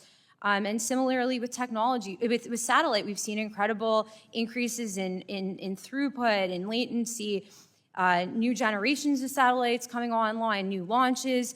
And I think it's just not correct or a reflection of reality to consider a single technology inferior. It's at odds with our America's historical approach to facilities-based innovation and competition that has made America's broadband the best in the world. I appreciate it. Now let me shift to maybe a little more difficult subject because you've got good folks competing, but there have been some and you all have updated BEAD to provide guidance explicitly conditioning funding on following pole attachment statutes. Will you commit to referring entities for FCC enforcement and clawing back BEAD funding if pole attachment statutes are not followed by the BEAD grant recipients? Yeah, so part of our role right now at NTIA is oversight and ensuring that projects are deployed in a timely and effective manner. And that part of that is working to figure out where there are challenges on the ground and working with companies and states to address those. We have a process in our rules and our terms and conditions specifically on addressing permitting challenges.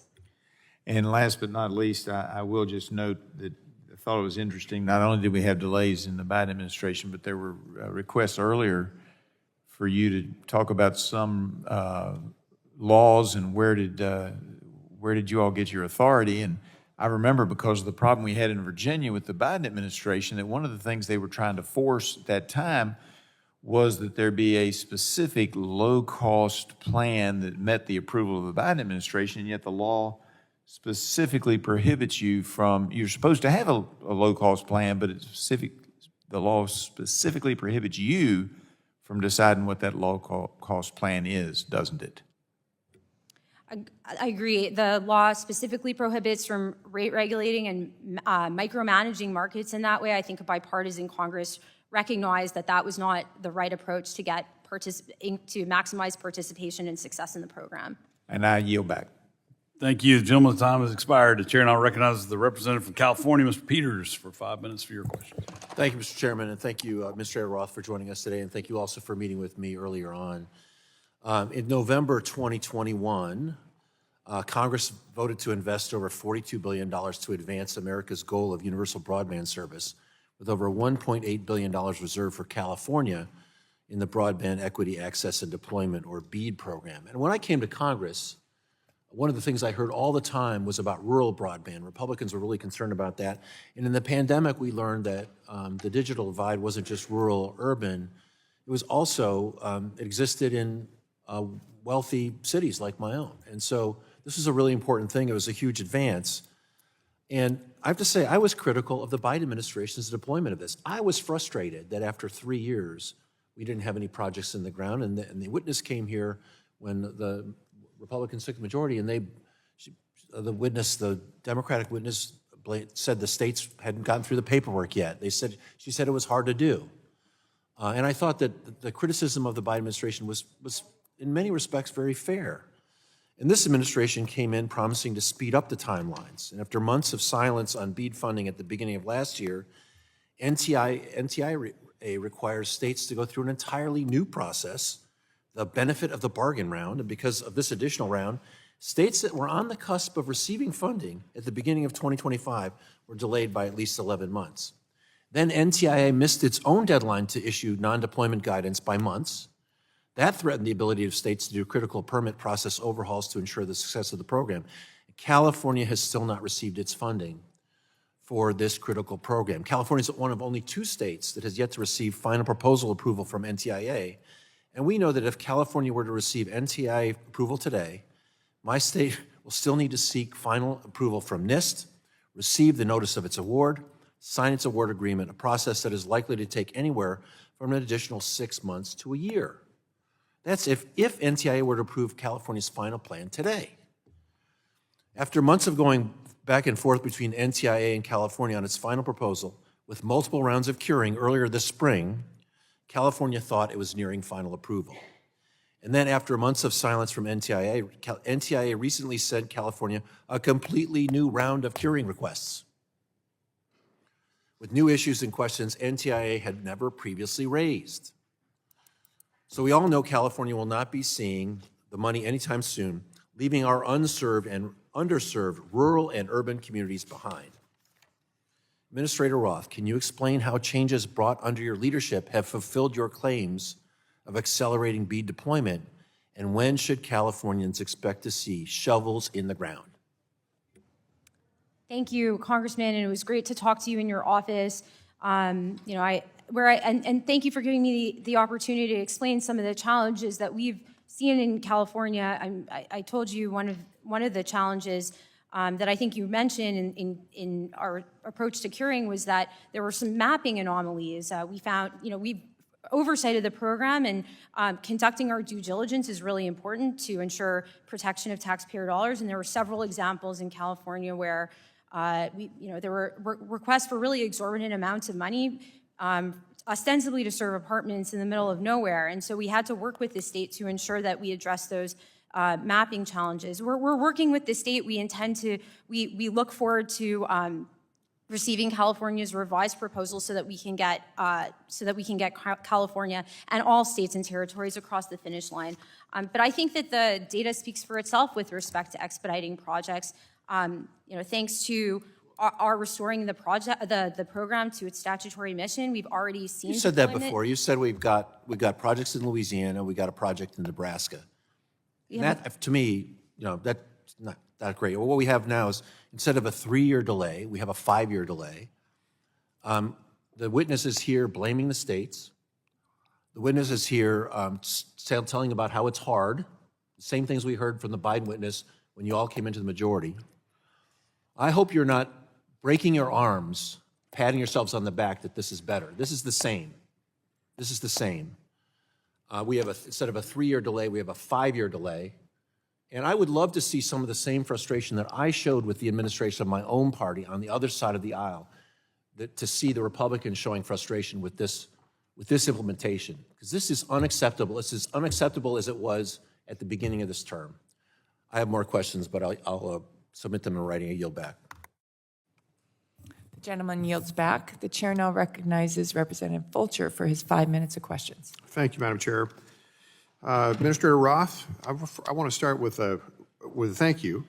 In May, we had sent an inquiry in regard to the possible use of Next Generation 911 deployment, and didn't get a full answer yet for a number of reasons. However, you were very responsive, and just the response means a lot, keeping us cued in on the status.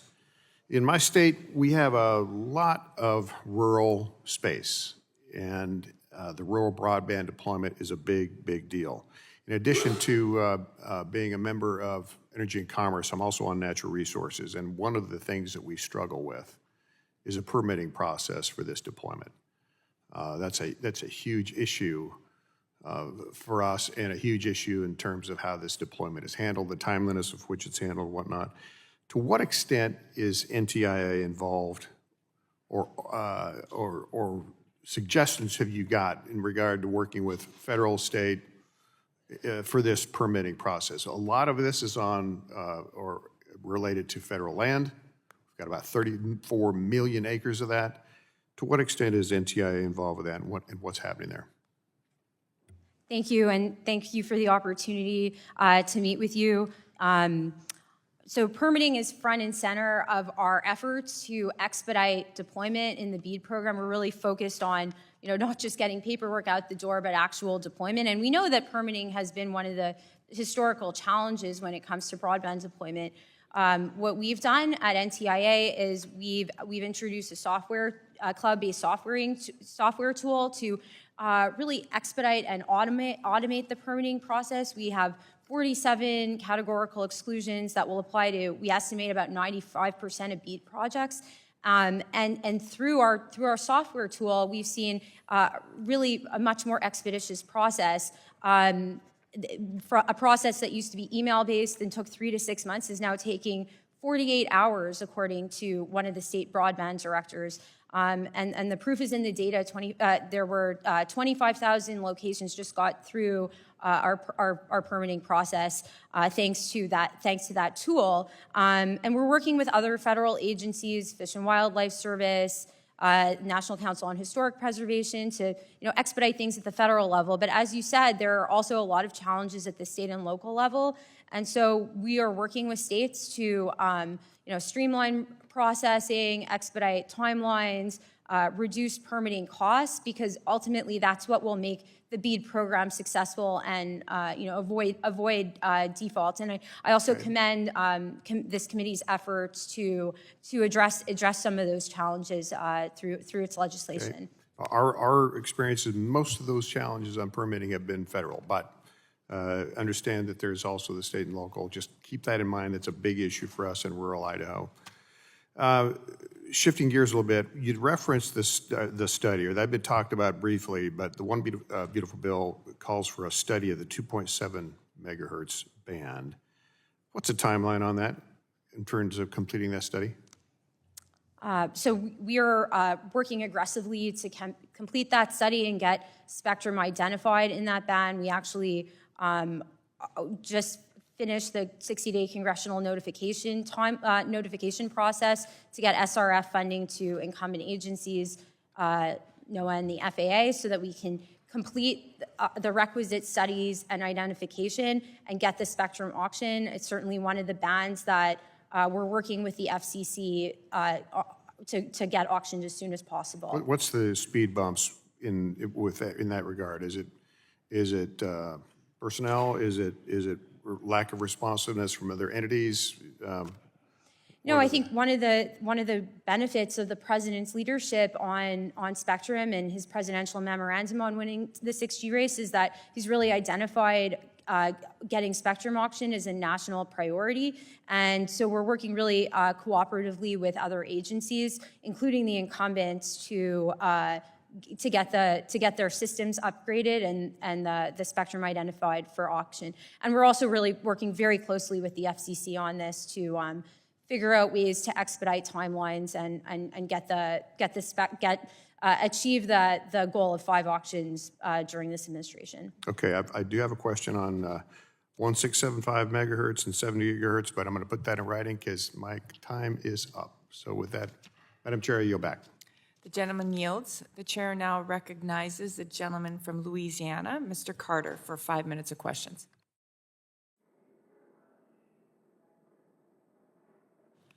Thank you, Madam Chair, and thank you, Minister Roth, for joining us today.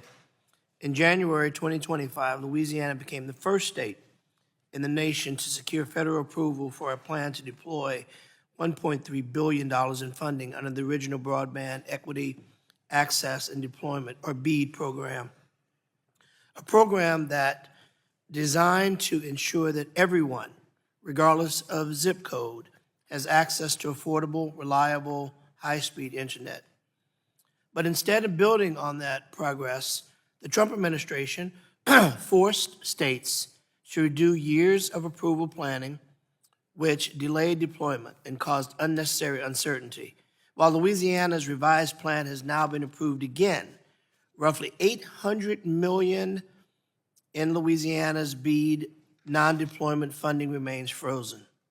Those dollars were meant to expand telehealth, strengthen workforce development, improve digital skills, and help rural and underserved communities fully participate in today's economy, not sit idle. These delays are unacceptable. Every day, they continue to cost communities the connectivity, growth, and opportunity they deserve. Administrator Roth, Louisiana kept its bargain in a bipartisan manner, first under Democratic Governor John Bell Edwards, and then Republican Governor Jeff Landry. We worked with state, local, and federal partners to become the first state in the nation with approved BEAD plan. Our communities have done their part. Why hasn't NTIA done theirs? What's the holdup in releasing the deployment funds? Well, thank you, Congressman. Louisiana has, as you've seen, been extremely successful in its final proposal. The governor of Louisiana has spoken publicly about the benefit of the bargain reforms in promoting ubiquitous connectivity across the state, and we've already started to see deployment. We want to ensure that... I'm sorry, I have about 2 minutes left. Can you just tell me what's the holdup, respectfully? We're trying to get the guidance right, not just rush money out the door, because... But when the Biden administration was trying to get the guidance right, you said you were wasting time. You can't have it both ways. Let me ask you a quick question, yes or no? Can you assure me that Louisiana will receive its full BEAD allocation, including the $800 million in non-deployment funds? So Congress allocated So funding can you assure us that we'll to the get states. it? We have. So Yes. now it's in your part. Can you assure me and the people of Louisiana that the $800 million in non-deployment funds will be unfrozen? The states will get their money according to the So law. that's a yes? Yes, we are thank you. fully That's good. intent. Thousands of rural economically disadvantaged locations in Louisiana were initially slated for fiber in January 2025, have now, under the benefit of the bargain round, had BEAD funding diverted to Elon Musk's satellite services. How do you justify delivering lower quality broadband to rural and underserved communities under BEAD when higher performance options like fiber are available and states like mine are willing and able to invest in rural communities? As I've said, performance is the gold standard, and the law was written in a tech-neutral way, and our job is to ensure that every last community gets priority But how do you broadband justify service. going to an inferior product over a more superior product? Well, different types of technologies work better in different communities. Fiber can be great. In some places, it's really exorbitant. And, there was an example in Louisiana where... Would you agree that Louisiana had passed all of its tests, was ready for everything to go, had shovels ready to go on ground? So what's different now? The only thing different now is a new administration that clearly wants to put his fingerprint on it, and I'm fine with that. But don't send us backwards when, in fact, Louisiana, under a Democratic governor and a Republican governor, did all the right things, and now the people of Louisiana are being punished, one, with a delay, two, with $800 million in non-deployment funds being frozen, and three, now getting an inferior product. That doesn't sound like progress. That sounds like gamesmanship. We agree nobody should be punished, but we disagree that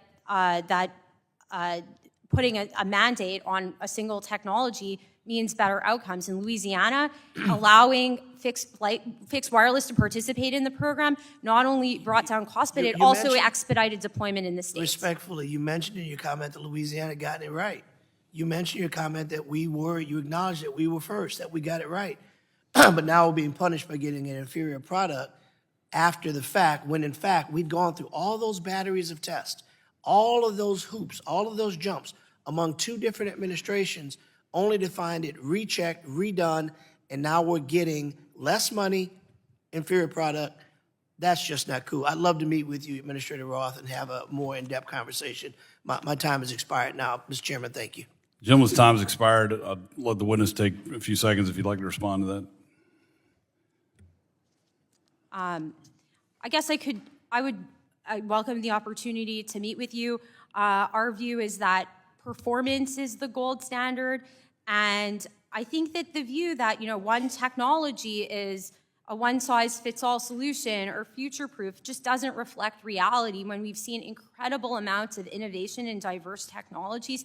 Even in the last 5 years, we've seen incredible progress in fixed wireless, a service that's become extremely popular among consumers and is increasingly becoming viable and scalable. And the same goes with respect to satellite. We've been seeing incredible increases in the technology that I think weren't anticipated several years ago, and I think that goes to show the importance of taking a non-distortionary, tech-neutral approach to the program that recognizes diverse conditions in the country and also doesn't put a thumb on the scale for innovation. Mr. Chairman, respectfully, if you're going to give the witness an opportunity to continue to speak. Sir, I gave you an additional But you didn't minute answer and a my half. question. You just gave her an opportunity for comment. Well, I gave her the opportunity to answer your No, question. you gave her an opportunity for Well, commentary. the gentleman is not recognized. Well, I'd ask you Chair to recognizes the gentleman from answer the Florida, question Mr. and not Bilirakis. offer commentary. Thank you. Gentleman is not recognized. Mr. Bilirakis, you Thank you, recognize for Mr. 5 Chairman. I minutes. appreciate it very much. In coordination with the NTIA and the FCC, for the past several years, I've been working on legislation that would continue to address tweaks to our telecommunications networks by the Chinese Communist Party and other countries of concern. That work has ultimately led me to the Firewall Act, introduced today by myself and Congressman Soto, who happens to be on the full committee. The Firewall Act would forever ban federal telecommunications funding from companies that choose to purchase fiber optic cable from China. Now is the perfect time to implement such a ban, since Chinese fiber is only a small percentage of the United States market today. Let's not make the same mistake twice. We must end this before we're struck with another multi-billion-dollar rip and replace type program. Assistant Secretary Roth, question again. Can you discuss some of the threats that exist and could exist with the systemic use of Chinese-produced fiber optic cable? And what are your thoughts on instituting a funding ban on companies that choose to ignore these risks? Please. Thank you, Congressman, for your leadership.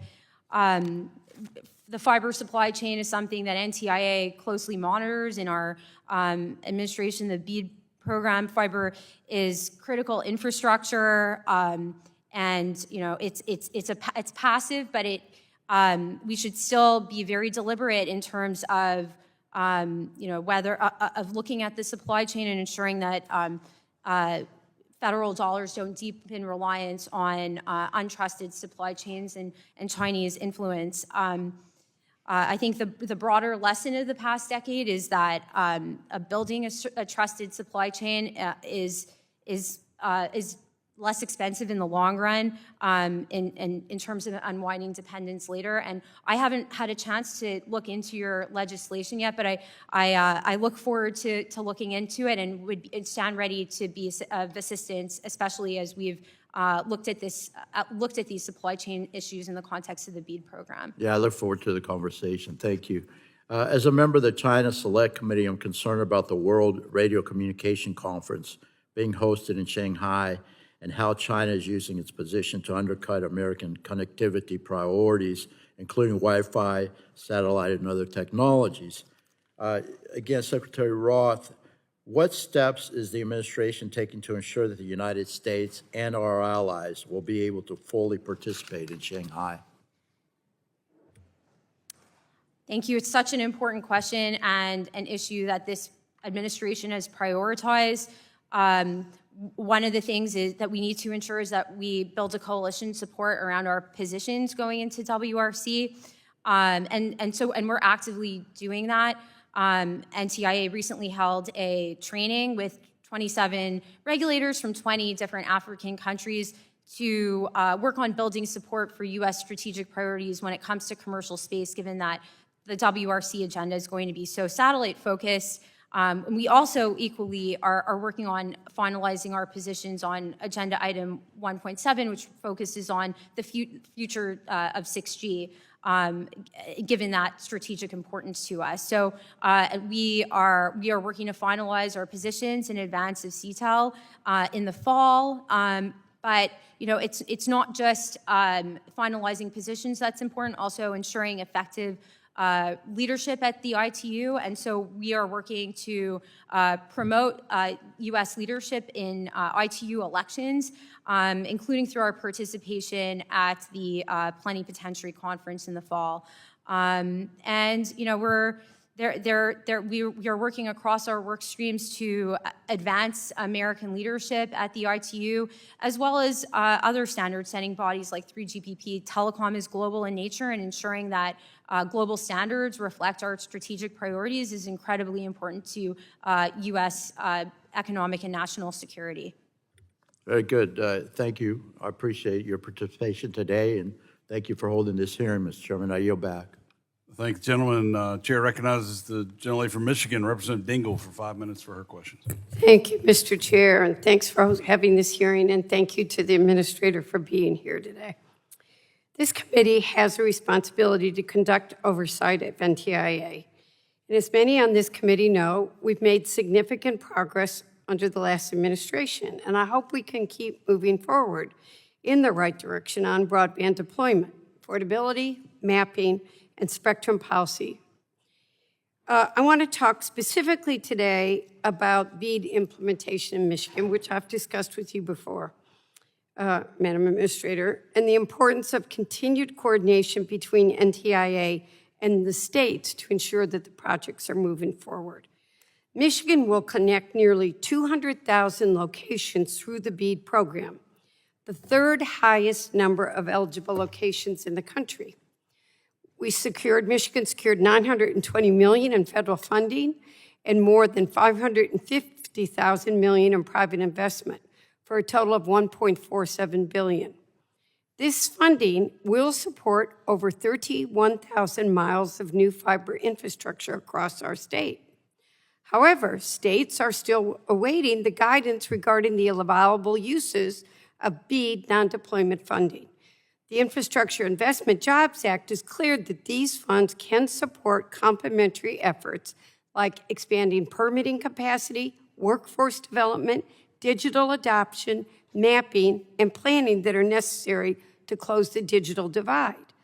You've said that speed is your priority, but since NTIA paused the use of non-deployment funds in June 2025, the revised BEAD policy notice that month, states have been left without clear direction on how to move forward.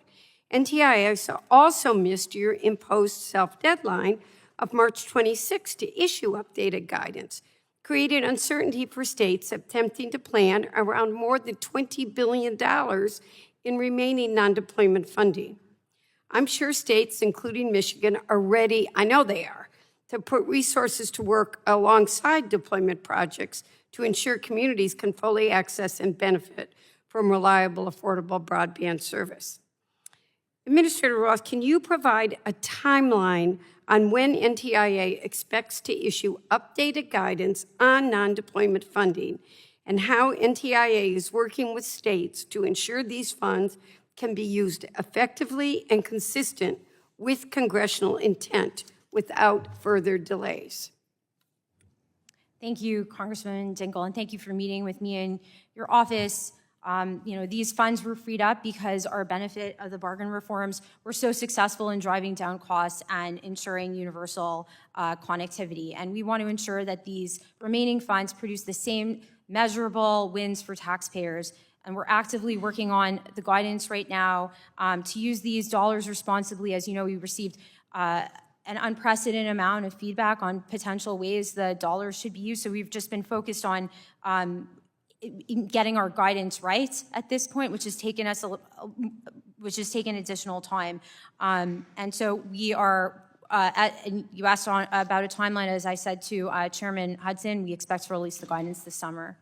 I'm going to hold you to that.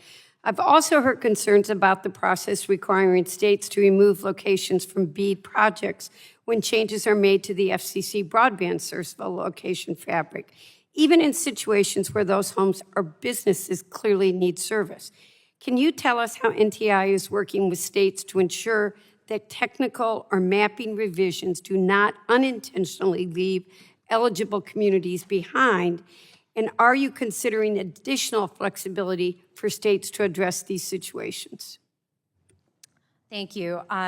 So in the BEAD law requires us to follow the FCC maps and also run a challenge process in determining which areas we're going to be eligible for BEAD funding. That was important for two reasons. First of all, we needed to give bidders the certainty they needed to know what they were bidding on, and also to ensure that there was a requisite challenge process to ensure that the program wasn't engaged in overbuilding. And so, maps are constantly changing as conditions change. We regularly update the FCC with our data and where BEAD deployments are occurring. And, our eligible areas, given that, may not match up perfectly with the FCC maps, but that's because of the need to, that's because we were required to run a challenge process. Given that such changes happen over time, one of the ideas that's been proposed for the remaining funds has been a cleanup round to address locations that have, become potentially unserved after we established eligible areas in the BEAD program. Gentlelady's time has expired. The chair now recognizes a representative from Texas, Mr. Pfluger, for 5 minutes for your questions. And thank you, Mr. Chairman, and Assistant Secretary Roth. I want to thank you for your efforts to reduce fraud, waste, and abuse. Specifically, and it's been talked about today, the efforts here on BEAD-funded projects with, just the wastefulness that you've uncovered, that you're preventing, and delivering the intended dollars to rural areas that truly need it. So thank you for that. I want to kind of shift gears. I've heard from domestic manufacturers who invested tens of millions of dollars in new equipment facilities to supply BEAD projects with American-made optical fiber, and they did so based on the assurances that domestic fiber supply would be available to support them, and that supply hasn't materialized.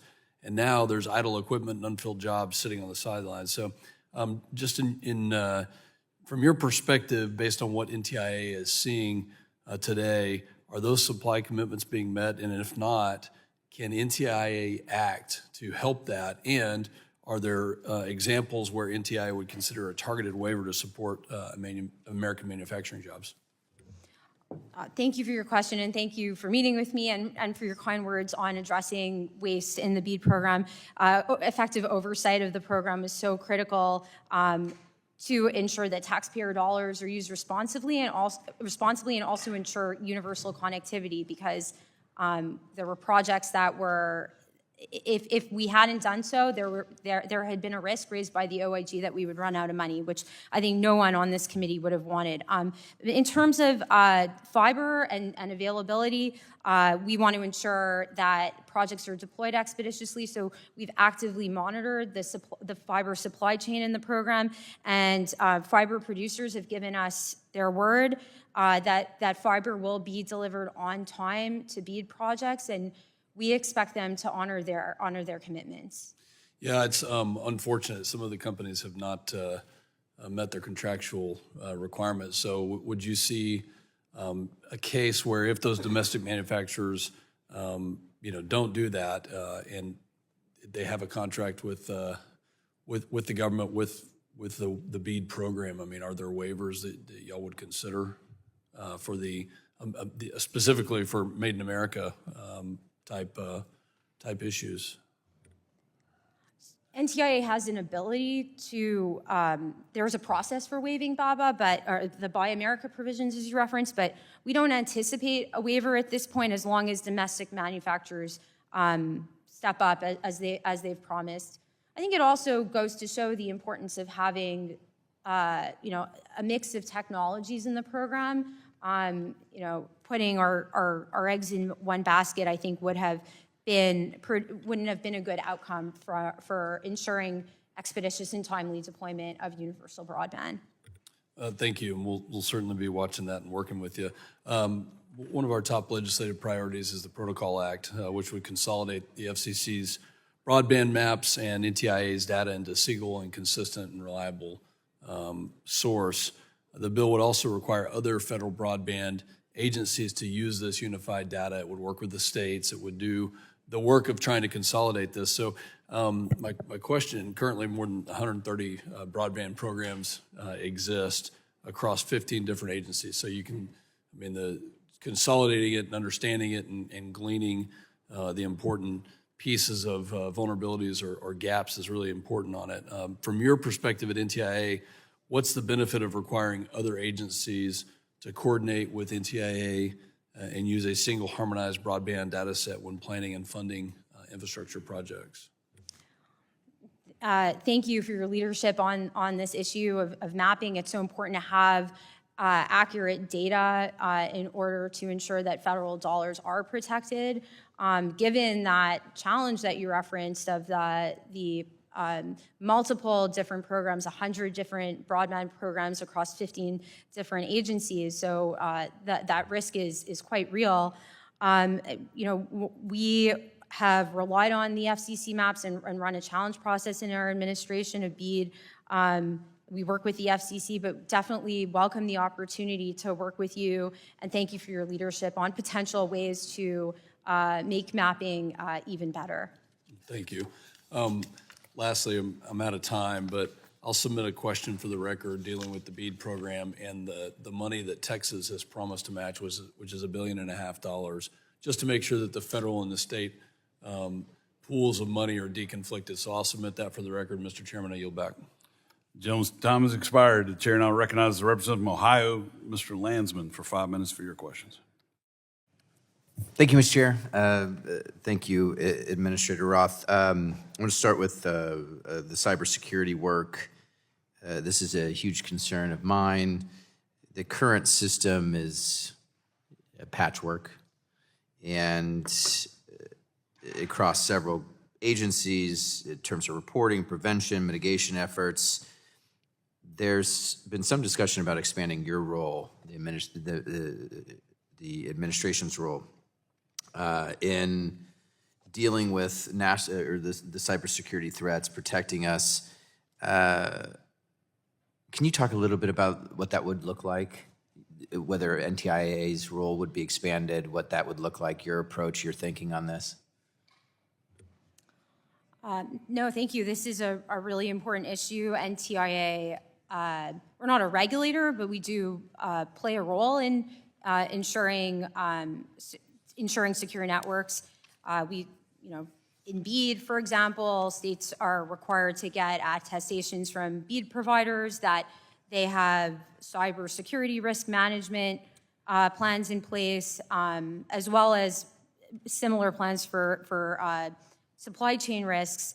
And NTIA also works on cybersecurity in the context of our communications supply chain risk information program. We provide information on latest best practices to companies, including small and rural communities. So I think we do play and could continue to play a really important role in terms of training and providing information on best practices and as well as on supply chain risk. But you'd welcome the role of expanding some of the work that you guys are doing in cybersecurity if the DHS CERCIA rule includes an expanded role for you all.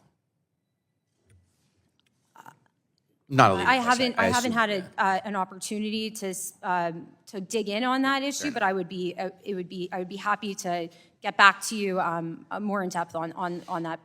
Yeah, I would love to keep the conversation going because it does seem like additional leadership is needed that you all could play, but could play an even bigger role. The reporting requirements piece is a challenge as folks who experience an attack or believe there's an issue. The reporting requirements differ by agencies, and I have a bill that would streamline that. So there's just the one reporting protocol. How important do you think that is? in terms of what you hear and see on a daily basis? I think that generally speaking, streamlining reporting requirements is a really great way to advance efficiencies and promote American technology leadership. Yeah, thank you. I agree. One last thing, we have a bill that would make it easier to get broadband out to communities, our Rail Act, which I think we talked about. It takes advantage of the public right-of-way and streamlines the process for getting that broadband over the railroad tracks, which has become a challenge because the railroad companies oftentimes take forever and upcharge these providers. How important that's for the FCC, but obviously something similar would apply to what you all are doing. Are you seeing opportunities to do similar sort of reforms in terms of getting the broadband out? Yes, this has been a very strong focus of NTIA. As you know, permitting is one of the biggest challenges when it comes to effective and expeditious deployment of broadband. We focused on what we can do at the federal level to streamline permitting, particularly through automating certain processes and working with other agencies. But as you recognize, the state and local and challenges can be even greater. And you may have done this before, but have you submitted your list of permitting reform recommendations to this committee? I have not, but I would welcome the opportunity. I think that would be great. Yeah, I would. We'll follow up. Great. Okay, thank you. I yield back. Gentleman yields back. The chair now recognizes a representative from Texas, Mr. Goldman, for 5 minutes for your questions. Thank you, Mr. Chairman. Thank you for being here today, Ms. Roth. Texas is facing uncertainty around the release of BEAD funds necessary to manage program changes, rebid 31,000 locations, and keep broadband deployment projects on schedule. What is causing these funds to be held up, and how will NTIA ensure that any delays do not make it harder for Texas to reconnect these vacant locations or leave Texans with lower quality service options? Thank you for your question, and thank you for meeting with me. Texas was able to submit a very successful final proposal. They were actually the last state to submit their initial proposal under the previous rules, but because the state really did a really amazing job of looking at each project area by project area closely and evaluating every technology in every different area. The state produced really incredible results and has a really diverse mix of technologies reflecting the diverse topography and geography of the state. And they're achieving universal access with a 32% match, which is above the statutory requirement, is a really great indication of the project's sustainability and success. And so right now, the state is signing contracts with providers. That can be a challenging process, and NTIA has stood ready to help the state whenever there have been, and providers whenever there have been issues or questions. But ultimately, thanks to our work to streamline permitting, we expect to see contracts signed, and I think Texas is one of the states that already has a contract signed with a LEO provider enabling instant access to BEAD service. Thank you. And following up on that, Texas being a national leader in wireless innovation, semiconductor manufacturing, telecommunications, as you know, NTIA's spectrum decisions will directly affect jobs and investment across our state. As NTIA implements the spectrum provisions that we passed last year and evaluates the 2, 4, and 7 gigahertz bands, can you update us on the progress of that work and how would implementing these provisions advance U.S. and Texas leadership in 5G and 6G and next-generation community technologies? Yeah, no, as you said, Texas is a leader when it comes to technological innovation. I actually recently visited the Ericsson 5G factory, which was so incredible to see the kind of automation that the factory automation that is bringing next generation connectivity to the state and to the country and the world. I think, as you said, as you mentioned, getting our spectrum identified under the Working Families Tax Cut Act is the best way that is one of our best ways to promote that continued innovation, increase economic growth, promote national security, as well as domestic jobs.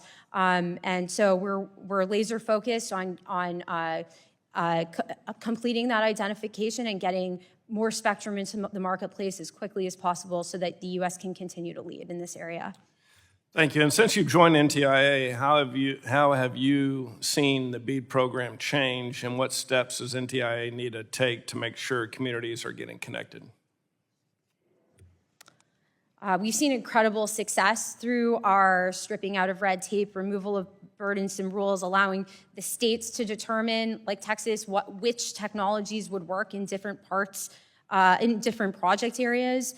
And we've seen results from that. We're getting deployment out the door, as we've seen deployment in multiple states already. And that was thanks to our embracing an all-of-the-above solution to the program, consistent with how Congress wrote the law. We're very excited about the deployment that we're starting to see and we'll continue to see in the months ahead. Great. Thank you again. Thanks for being here. Mr. Chairman, I yield back the balance of my time. Thank you, sir. Thank you, gentleman. He yields back. The chair now recognizes a representative from New York, Representative Clark, for 5 minutes for your questions. Good morning, and thank you, Mr. Chairman, Ranking Member Matsui, for holding this important hearing today. It is a long overdue hearing given the issues at NTIA. Access to affordable, reliable, high-speed broadband is no longer a luxury. It is an absolute necessity for economic survival, education, even healthcare in our increasingly digital society. When Congress passed the bipartisan infrastructure law, we made an historic $42 billion investment in the BEAD program with a clear statutory mandate to build sustainable, future-proof networks and close the digital divide once and for all. Unfortunately, under Administrator Roth's leadership, the NTIA has systemically undermined those goals. By spending 18 months restructuring the program to the benefit of the president's political benefactor, NTIA has created a chaotic environment where states are forced to stall deployment and taxpayers are left wanting longer for inferior service.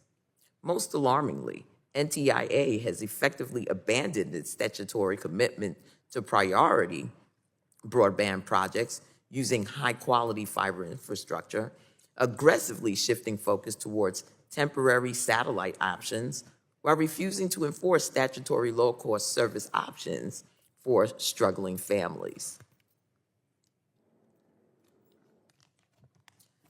To rush to subsidize billionaires and now a trillionaire has led to the abandonment of public interest by this administration and may only serve to solidify a new era of digital redlining.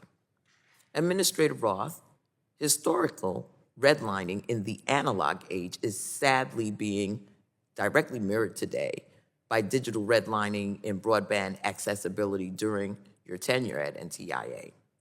The BEAD program was structured so that the states would propose the affordable low-cost service options for low-income families. Congress wrote that into law, and yet your agency is prohibiting the states from having any say in what the low-cost option should be and letting the ISPs set the option themselves. If NTIA refuses to let the states ensure that the low-cost option internet service providers are offering is actually at an affordable rate, how can you claim that you are fulfilling your mission? Is there any cost for a low-cost option that you would consider to be too high? Or what tools do states have to ensure that low-cost options is in fact affordable? What specific guardrails is the NTIA utilizing right now to ensure that low-income and minority communities are not digitally redlined out of this historic infrastructure build-out? I agree with you that broadband should be affordable. Our job is to implement the law, and Congress has precluded from regulating rates. And I think that's attributable to a broad recognition in data that rate regulation harms investment. In contrast, competition has been hugely successful in promoting broadband affordability. And you even just take fixed wireless, one of the greatest and fastest sources of broadband competition and affordability in home broadband markets.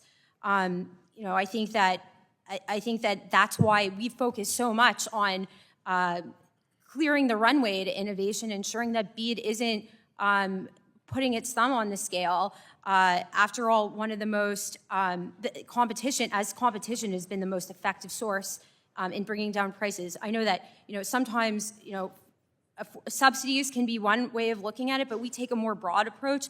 One of the best ways that we can use our authorities to promote affordability is through expanding access to spectrum, getting better services into the marketplace. And I think that our nation's historic approach to innovation and facilities-based competition is just evident in the amount of incredible innovation. Administrator, I've only got like 30 seconds left. I'd like to discuss that further with you. That sounds great, but in the practical application of it, it does not pan out that way. Having said that, Mr. Chairman, I yield back. Thank the gentlelady for yielding back. The chair now recognizes the representative from California, Mr. Obernolte, for 5 minutes for your questions. Thank you, Mr. Chairman, and Administrator Roth, thank you for your testimony today. I think you've heard some bipartisan frustration with the slowness of the rollout of BEAD funding. And to be clear, this frustration predates your tenure in the agency. It predates this administration. It's been frustration across the aisle with both Democrat and Republican administrations, and this is in red and blue states. So I hope that you're taking this to heart. This is an indication when you hear this kind of frustration across the aisle that it's not a problem with one state or another state, it's a problem with the system. And this funding is critical to getting broadband connectivity rolled out to our constituents, and I'm hoping that you will take this to heart and try and eliminate some of the bottlenecks so we can get this funding flowing, because that was our intent when we appropriated it. I was very happy to hear you talk about freeing up 500 megahertz of spectrum in your opening testimony. We all know the strain that spectrum is under. I've seen some very alarming projections that say that if nothing is done by the year 2030, just 4 years from now, that over 50% of peak traffic will not have spectrum available, particularly as AI puts more and more demands on that. So I'm very happy that NTIA is focused on that. I wanted to ask specifically about the 2.7 gigahertz band. In HR 1 last year, we directed NTIA to work with stakeholders to clear that spectrum and gave you auction authority for that. Could you tell us a little bit about when you think that that auction might occur? Thank you for your question, and I agree that we need to get the 2.7 gigahertz band identified as quickly as possible so that it can get auctioned and that providers can, and that it can benefit the commercial marketplace. We're working around the clock on to do our part to get spectrum identified. I'm grateful that soon the incumbent agencies will have access to their spectrum relocation funds so that we can complete our critical engineering work to have a successful auction. And we're working closely with the FCC on timelines and figuring out ways to expedite the process of seeing that spectrum auction just as soon as possible. Do you think that that might occur by the end of your tenure in the agency? We're working towards that outcome. Okay, I'm glad to hear it. I was also very happy to hear you talk about FirstNet reauthorization in your opening testimony. That's something that's critically important to me as someone with a very rural district with a critical need for first responders to be able to communicate. One of the things that I have been a little frustrated by is the fact that FirstNet does not currently interface with any of the low Earth orbit satellite operators. As you know, Starlink, for example, already has direct to cell phone operational capability, and others will soon have that capability. It seems crazy that we're not enabling our first responders to use that. Can you talk a little bit about what NTIA and Congress can do to make sure that new commercial satellite systems are available to first responders through FirstNet? I agree that first responders should have access to the best technology available. That's FirstNet's mission, to maximize public safety outcomes for the public and for first responders. And I think part of that is really empowering the FirstNet board to determine which investments are needed to maximize public safety outcomes. And I applaud this committee's work on FirstNet. One of the things that the legislation that you've advanced does is clarify roles and responsibilities and really empower public safety's role in increasing public safety seats on the board, improving institutional expertise through staggered terms, as well as really clarifying that public safety is responsible for identifying the strategic use of funding and ensuring that it's public safety that drives the budget and the setting of priorities. And then NTIA can conduct its contract oversight and performance accountability to ensure that those priorities are being carried out. And thanks to our work, Secretary Lutnick was able to, our oversight, we were able to secure an additional $2 billion in value for FirstNet under the contract. We'll keep working with you on that. My time has expired. Mr. Chairman, I yield back. Thank you, gentlemen, for yielding back. The chair now recognizes the representative from California, Representative Barragan, for 5 minutes for your questions. Thank you, Mr. Chairman. Administrator Roth, you are nominated by the president, correct? Correct. And the president can fire you, correct? Correct. So you serve at the pleasure of the president and work for the president? Yes. Is it safe to say that since you've been confirmed by the Senate, you've spoken to the president? I'm not going to get into the... I'm not asking you to get into the conversation. I'm asking you if you have had a conversation with the president since you've been confirmed. That's it. It's a yes or no. You're a lawyer. You know this. Yeah, no, I think that it would be inappropriate for me to speak to internal deliberations. Obviously, we speak to I'm not White asking House. for an internal deliberation. It's a simple question. Whether you've spoken to the president is a yes or no. Asking you about the content of that is a different question. Have you spoken to the president? I have met the president. But I'm not For going whatever reason you're afraid to say whether you've actually spoken to the president. That is actually concerning because it's a very simple yes or no. You as an attorney know. If I'm asking about the content of a conversation, that could be attorney-client privilege, that's a different question, and you wouldn't instruct your client not to answer whether you've even spoken to a lawyer. So it's extremely frustrating that this hearing, you have just been talking through answers, not answering questions, but kind of like avoiding some of them. Okay, so you may or you've not spoken to the president. Has anybody asked you to hold up the California application for BEAD money? No, and we're working actively to get California's application approved. Okay, I know you're working actively. I've heard that. But I find it a little hard to believe that the two states that haven't been approved are some of the two bluest states that we've got. And you have 54 other states and territories that have already met the requirements. Is California being held to a different standard than the other states you've already approved? No, in fact, that's precisely what we're working on, is ensuring that California gets held to the same standards that we've held other states to. Okay, has the NTIA communicated their concerns to California in writing? we have certainly communicated our concerns to California, and I can't speak to I can't speak to our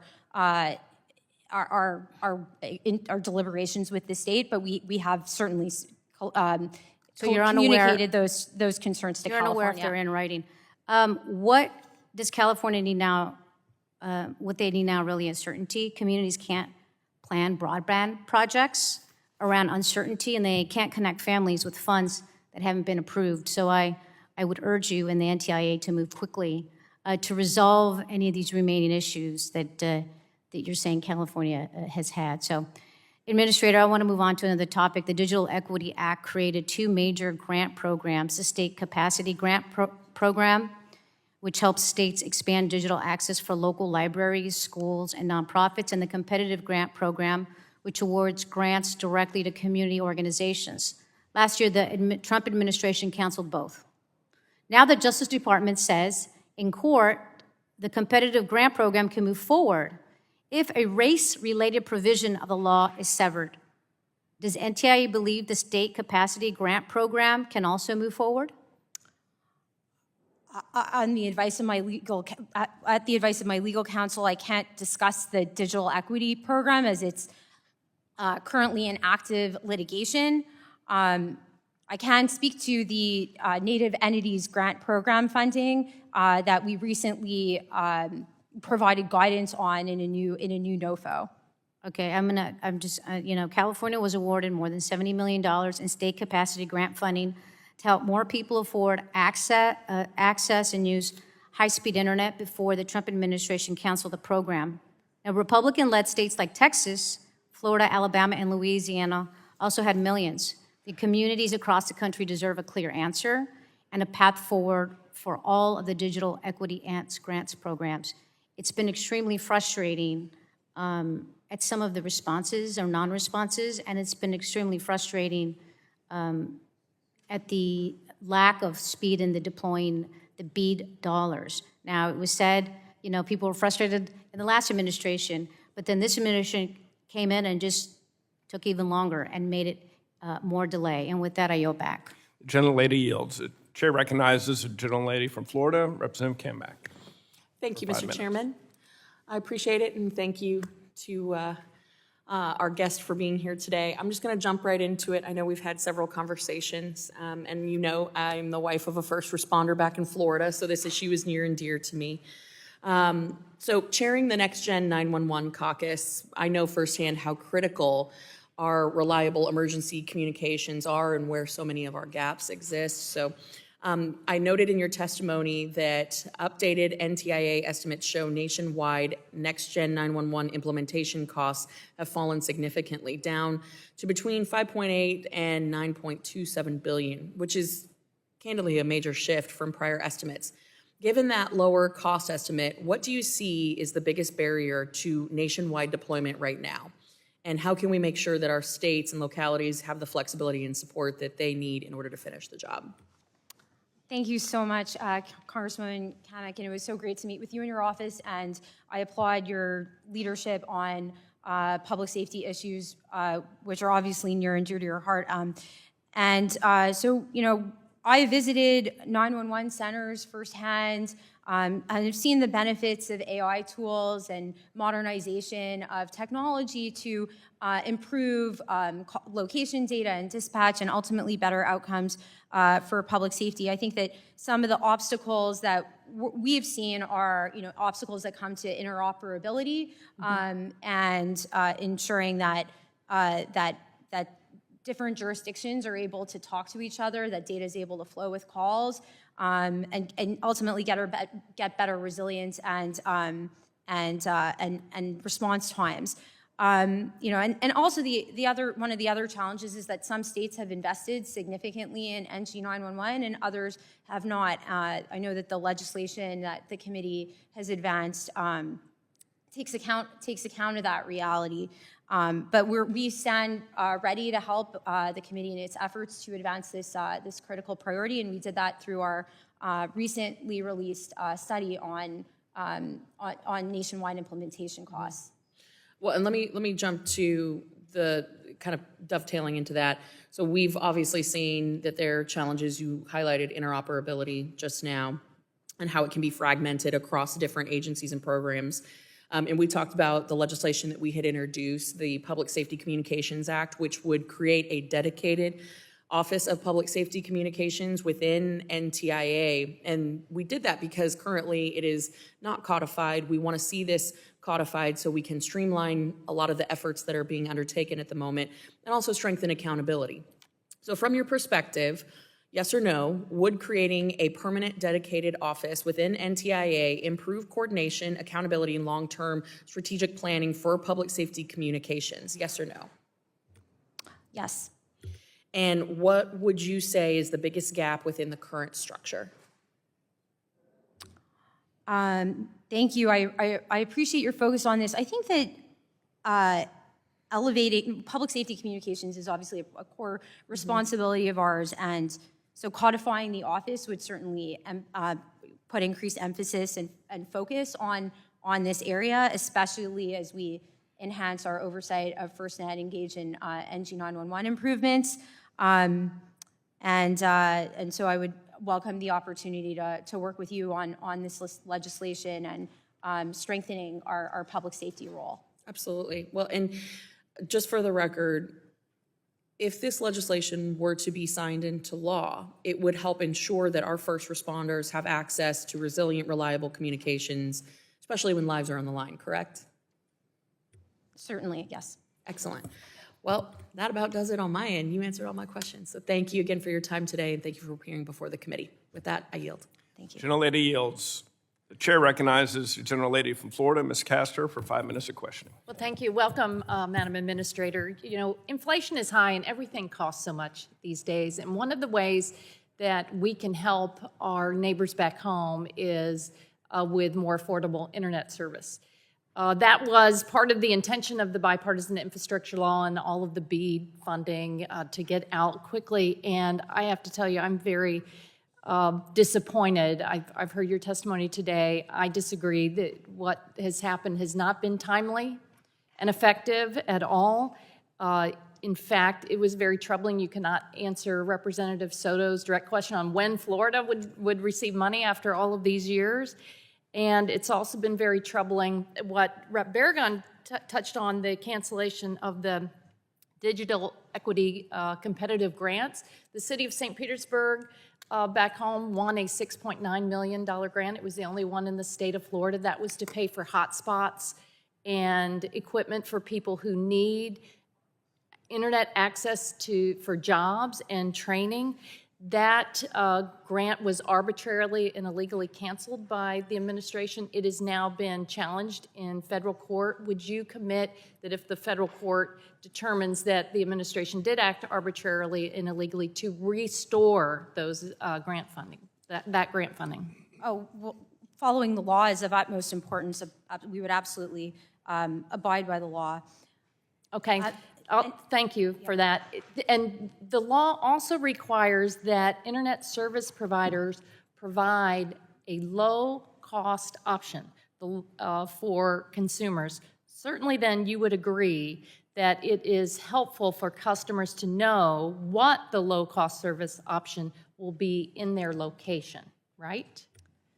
Yes, the low-cost option is a programmatic requirement. Good, thank you. Because I think transparency is important. That's why the law requires NTIA to publicly disclose each state's low-cost service option after you approve the final proposal before funds are dispersed. So here's kind of a lightning round of yes or no. Do you commit to abiding by this provision of the law and publishing the low-cost service option so that customers know upfront what they will be paying? Yes. Great. Do you think that it is helpful for customers to know when their provider is going to change the price of their broadband subscriptions? Yes or no? Yes. Do you commit to allowing states to require subrecipients to tell the state and their customers they are changing the low-cost service option and what that new cost will be? I agree with price transparency. I think that we also have to abide by our requirement, which is that we're not allowed, according to the law, to engage in rate regulation, and so. But here's the problem. Under NTIA's BEAD restructuring policy, you are prohibiting states from setting the low-cost service option, and instead you've decided that ISPs should propose their own low-cost service option. Even though you stated numerous times during your confirmation hearing that you would follow the law, this appears to be a flagrant violation of the statute, which specifically requires the states to define and submit to NTIA for approval a low-cost service option that will apply to subrecipients. What authority do you have that authorizes you to ignore the plain statute? We are not ignoring the statute. We are abiding by our requirement to ensure the timely and effective deployment of broadband projects. And we agree that affordability is important, and we are promoting affordability across our work streams. And one of those. All right, then, Madam Administrator, under your new policy then, which again is in violation of the law that you swore to uphold, would it be acceptable for an ISP to charge $1,000 a month as the low-cost option? Yes or no? Yeah, so I think that if you're an ISP, you want people on your network, and competition is the best regulator of prices. Would you agree that they can say, we're going to charge $1,000 per month as the low-cost option? I think that would be at odds with getting customers on their network. I also don't, if I could just respond, I think that it's also important to keep in mind data that we have. This is a very competitive, dynamic marketplace, especially with the entry of new competitors, including 2 satellite providers coming online. And the data just shows that. And on that point, I wonder, it's widely known that fiber is more affordable. Now, I'll grant that Starlink in remote areas can be important for access, but overall, when you look at all the data, fiber has a lower monthly cost than Starlink. Starlink requires a lot of upfront equipment that's very expensive. So I wonder, has that gone, as you've sought to kind of restructure things and push Starlink and favor them, did you not take into account the affordability piece for consumers? And then here's my second. The gentlelady's time has expired. May I just respond to that? Yes, ma'am. So we require that satellite providers in the program defray the upfront costs. They're required to provide customer premises equipment to providers free of charge. And we've also structured our rules to promote affordability and adoption, particularly through our states' milestone payments, structuring contracts that encourage providers to add consumers to their network, as well as. The gentlelady's time has expired. Gentlelady yields. Chair recognizes the gentleman from South Carolina, Mr. Fry, for his 5 minutes of questioning. Thank you, Mr. Chairman, for having this hearing today, and thank you, Administrator, for being here. I'm going to talk about BEAD for a second. Administrator, I hear my colleagues on the other side of the aisle say that this administration is acting illegally with regard to BEAD, but we know that the last administration failed to follow that statute. Can you tell us the ways in which the last administration did not follow BEAD as written, and what ways are you correcting that? Thank you for your question, and thank you for meeting with me earlier this year. Abiding by the law is of utmost importance to us. Under the previous administration, we saw red tape and hostile mandates that drove away participation from the program, raising costs. Another way that we saw, a departure from the law that was written by Congress was through an extreme technology mandate that was forced on the states that didn't take into account the way that the law was written. The law set out performance requirements. Each provider, no exceptions, must meet those performance requirements to participate under BEAD. There are only excellent broadband options in our program. No inferior services. Every provider must meet the requirements in the law, and there are no exceptions to that. And by course correcting our approach in that way, we were able to not only save $21 billion, but we were able to ensure universal broadband availability. And there was a significant risk identified by the OIG in 2025 that under the previous unlawful approach, certain states would have run out of money. I think everyone can agree that that would have been a bad outcome. Thank you for that. I'm going to switch gears real quick. We've got a World Radio Conference coming up next year in Shanghai, China.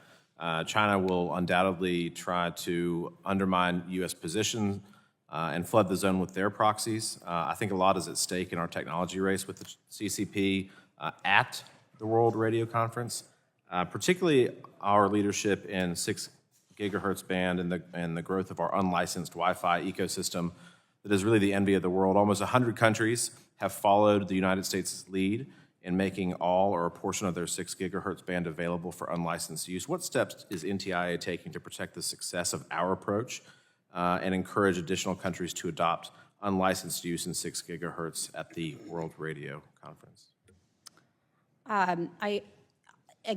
Ensuring that we lead the world at the 2027 WRC is front and center to our agenda. And as you identified, one of our priorities is protecting the American position when it comes to the 6 gigahertz band. That's an area that China has identified for its approach to 6G and ensuring that we promote our strategic interest when it comes to 6G is very important. And one of the ways we can do that is by building a coalition of support around alternative bands, and we're working actively to identify bands for Agenda Item 1.7, which is the agenda item that covers that's going to cover next generation 6G bands. I think it's also, tying back to your first question, I think it's also very, important to recognize that the agenda is going to be very satellite focused. And one of the things that we've tried to do at NTIA is ensure that our domestic policies and international policies are working in concert. And one of the real drawbacks to the previous tech bias approach was that it sends a message to the rest of the world at a time when we're actively promoting our leadership in commercial space to the rest of the world, and where it's so strategically important. It sends a very counterproductive message that these certain technologies are technologies where we lead or inferior, especially when the actual data shows that not to be the case. Switching gears again, what is NTIA doing? What steps is it taking to maintain U.S. competitiveness in 5G and future development of 6G? I wasn't in here for some of this, so you may have already covered it, but other nations are obviously aggressively pursuing leadership in that, and so what are we doing ourselves to maintain that competitive edge? The most important way to do that is increasing access to spectrum. We're aggressively identified 500 megahertz under our requirements under the Working Families Tax Cut Act. And then the other component that I would focus on is our participation in international standards and ensuring that international standards reflect our priorities for 6G. Thank you, Administrator. Mr. Chairman, I yield back. The gentleman yields. The chair now recognizes the gentlelady from Illinois, Ms. Kelly, for 5 minutes of questioning. Thank you to Chair Hudson and Ranking Member Matsui for holding this morning's hearing, and thank you, Administrator Roth, for being here. Your testimony reports that 56 states and territories have approved BEAD final proposals. Illinois is one of the 2 left out. The state submitted its proposal in September 2025, revised it by early April 2026, and built a plan that connects every eligible location in the state, nearly 157,000 in total, and more than 135,000 of them in rural or underserved areas. It does this on budget while leveraging over $575 million in private funding. Then on May 26 this year, NTIA told the state that approval depends on cutting another $100 million from deployment and denied Illinois a short extension before today's deadline with no stated reason beyond supposed cost savings. I know these are just numbers on a press release to you, but to me, these are households that will lose out on more reliable broadband that will be cheaper for us all in the long run. In my district, that cut runs over $2.2 million money set aside to connect homes and farms with no service today. Illinois did the work, and I want to know why it is still waiting. They met every standard, met every standard your own testimony praises, and will NTIA approve its final proposal, and by what date? Yeah, we have communicated changes to Illinois that we need to see. Illinois' proposal that was submitted to us just didn't meet the mark in terms of finding efficiencies and meeting the principles and the benefit of the bargain reforms. But we remain eager to get Illinois across the finish line, and we're working with the state to ensure that happens. We're looking to the totality of the circumstances, and we look forward. The ball's currently in Illinois' court, and we look forward to seeing their revised proposal. I hope that is true, because they met every standard your own testimony praises.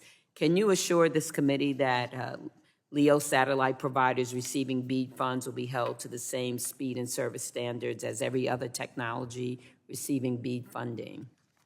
Absolutely. In administering the BEAD program, our focus has been on ensuring that we abide by the same performance requirements for every technology and every provider participating in the program. Congress established fair rules for participation, and our role is to allow innovators to compete, especially when the government just doesn't have a great track record for predicting the course of technology, and this field is just so dynamic. We judge technologies according to objective performance standards rather than government preferences, and the result has been better outcomes for consumers and on a more deployment on a more expeditious basis. Okay, thank you. No more questions. I yield back. The gentlelady yields. The chair now recognizes the gentlelady from Indiana, Ms. Houchin, for her 5 minutes of questioning. Thank you, Mr. Chairman. Administrator Roth, welcome. It's great to see you. I want to spend my time on a couple of things that matter enormously to families and communities that I represent, and one in particular that I think matters to parents across the country, and that is protecting kids in a digital world. And I also want to talk about expanding broad access to broadband. And the NTIA sits at the center of both of those. I want to thank you for your work on screen time recommendations that you've worked on in a past role. But Administrator Roth, empowering parents over their children's technology is one of my top priorities as a member of this committee. What role can the NTIA play in addressing this very important issue? Thank you so much, Congresswoman Houchin, and it was great to meet with you to discuss this issue, and thank you for your leadership on the issue of children's online protection. I know an issue that you've is very near and dear to your heart and that you have tremendous expertise on. I think NTIA this is something that is near dear to my heart as well as a mother of 6. I can tell you that when I speak to parents across the country, I think there's a feeling that they have little visibility, particularly into their children's screen time, particularly during the school day.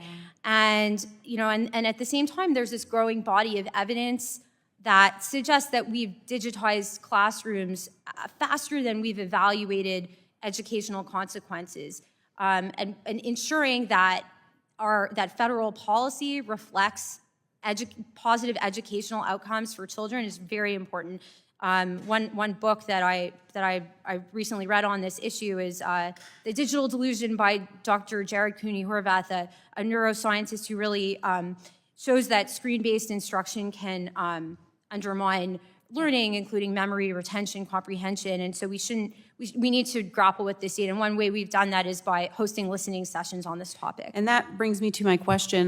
My note that you recently held a listening session on excessive screen time use, and you heard from parents and researchers during that session. I think you've alluded that there were concerns that were extended beyond simply cell phone time and limiting cell phones in schools You identified some broader issues with the classroom educational technology itself, a concern that I share, the laptops, the devices, the digital curricula that are in front of kids much of the school day. Where do you go from here, from the listening session, and how can Congress be helpful? Thank you. So as you know, there's addressing parental empowerment is a priority across this administration. HHS is active on this. So is the FCC. They're currently reviewing a program called E-Rate. And I think this is an example of where we've all seen that well-intended programs can potentially create unintended consequences, and it's important to ensure that federal programs operate in the interest of children and support healthy outcomes, not just focused on pushing money out the door. And so one of the ways that we're building on our previous convening is we're hosting an additional listening session really focused on ensuring that those voices that we want to see in this proceeding, parents, teachers, researchers, students, really are able to contribute, because sometimes when it comes to federal policymaking, agency proceedings don't always enable those stakeholders to contribute their voices. They can be dominated by more corporate interests. I want to turn to broadband. I have about a minute left. Where we're talking about deployment times and permitting, how is the NTIA working with states to improve transparency and predictability with local permitting? Are you encouraging best practices like consolidated applications or shot clocks to keep projects on track? Yes, we are working with the states on all different types of ways to expedite permitting at the state and local level, including roundtables, single points of contact, elevating issues to NTIA when there's a challenge that providers or states are facing. And so we have been working closely with the states, including on, as you said, expediting timelines so that we can have expeditious deployment in the BEAD program. And in my remaining 20 seconds, several states, Kentucky, North Carolina, Ohio, and Texas, have established pole replacement funds to address the high cost of replacement. Does the NTIA view these state-led initiatives as useful models for breaking down pole barriers within the BEAD program? Certainly, I think addressing access to poles, as we've discussed, is critically important, and it's something that we're certainly looking at as one of the proposals for the remaining BEAD funding. Thank you so much. I yield back. Gentlelady yields. The chair recognizes the gentleman from New Jersey, Mr. Menendez, for his 5 minutes of questioning. Thank you, Chairman. Administrator Roth, thank you for being here today. Your agency is responsible for implementing a once-in-a-generation broadband investment known as the BEAD program, which would connect American families and small businesses to reliable and affordable internet. You testified at your Senate confirmation hearing on March 27, 2025, and you responded to questions for the record from that hearing as part of your confirmation process. Is that correct? Yes. You were asked whether New Jersey would keep its full BEAD funding of more than $260 million, to which you answered, quote, "If confirmed, I will work to release allocated funds to the states consistent with NTIA's statutory authority." Is that correct? Yes. But your agency is now calling more than $200 million in New Jersey's approved BEAD funding, quote, savings. Administrator Roth, yes or no, will New Jersey receive the full $260 million in BEAD funding that NTIA allocated? Yes, we will abide by the law, which allocates funding to each state according to a formula.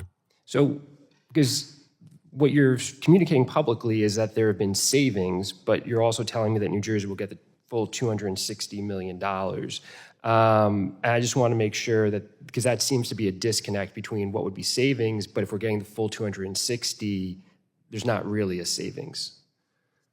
Sorry, can you repeat your question? You're saying there's $200 million in, quote, savings, but you just told me that New Jersey will get the full $260 million.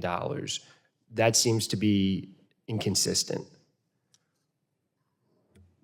No, as I said, we are operating that under the we're proceeding with the assumption that every state will be able to get access to their remaining funds.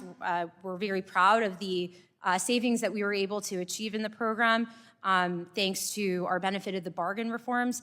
And we are working to ensure that that savings can be used in an effective manner. And you would agree that there's a difference between savings and the illegal impoundment of millions of dollars appropriated by Congress? Yes, no, we are not impounding any money. Okay. You also told Congress you would follow the law and release all BEAD funding to the states, which would include funding for broadband adoption. But for months, your agency has kept states waiting for the broadband guidance they need to submit full BEAD plans, forcing them to submit proposals that don't include non-deployment funding. Originally, the first deadline, I believe, was March 11, 2026, but that deadline passed. Is that correct? For non-deployment guidance. We have not issued the guidance yet, but we're working on it. And then Secretary Ludden testified to Congress at the end of April that it would be released in the next 2 months. That has not happened. You're saying this summer, and you also, I believe, testified earlier that you want to get the guidance right. Is that correct? Yeah, certainly getting the guidance right is critical. Rushing it out the door without careful planning would be Can you share what the remaining items are that need to be resolved before the guidance can be issued? I can't speak to our internal deliberations and work product, but we are working actively to complete our work on the guidance. As you know, there was an unprecedented amount of interest and ideas floated as to how the funding should be used. And we need to do our due diligence to ensure that the guidelines are effective and outcome-driven in the same way that the... At some point, right, the criticism of the last administration could be the same criticism levied against this administration, which is at some point we need to go, right? And there have been multiple deadlines, self-imposed deadlines that now have passed, and states are looking for this guidance because the law says that each state can submit only one final BEAD plan for that state's full broadband funding to help people get online, yet NTIA isn't enabling states to develop full BEAD plans or allowing them to spend their entire broadband allocation upon final review. So I'm curious how that is consistent with the law. We have a duty to conduct oversight of the BEAD program.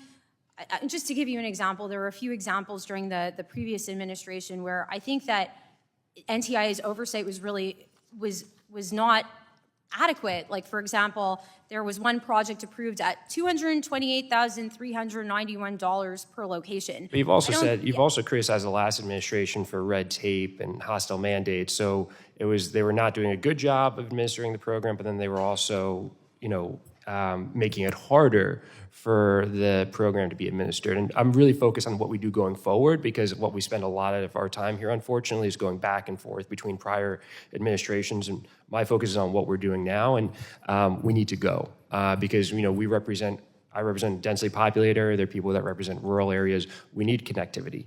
And we need to have an assurance that states like New Jersey will get the full $260 million so we can start getting to work. I look forward to continuing to work with you, and I thank you for your time. I yield back. The gentleman yields. The chair now recognizes the gentlewoman from Virginia, Ms. McClellan, for her 5 minutes of questioning. Thank you, Mr. Chairman, and thank you, Director Roth.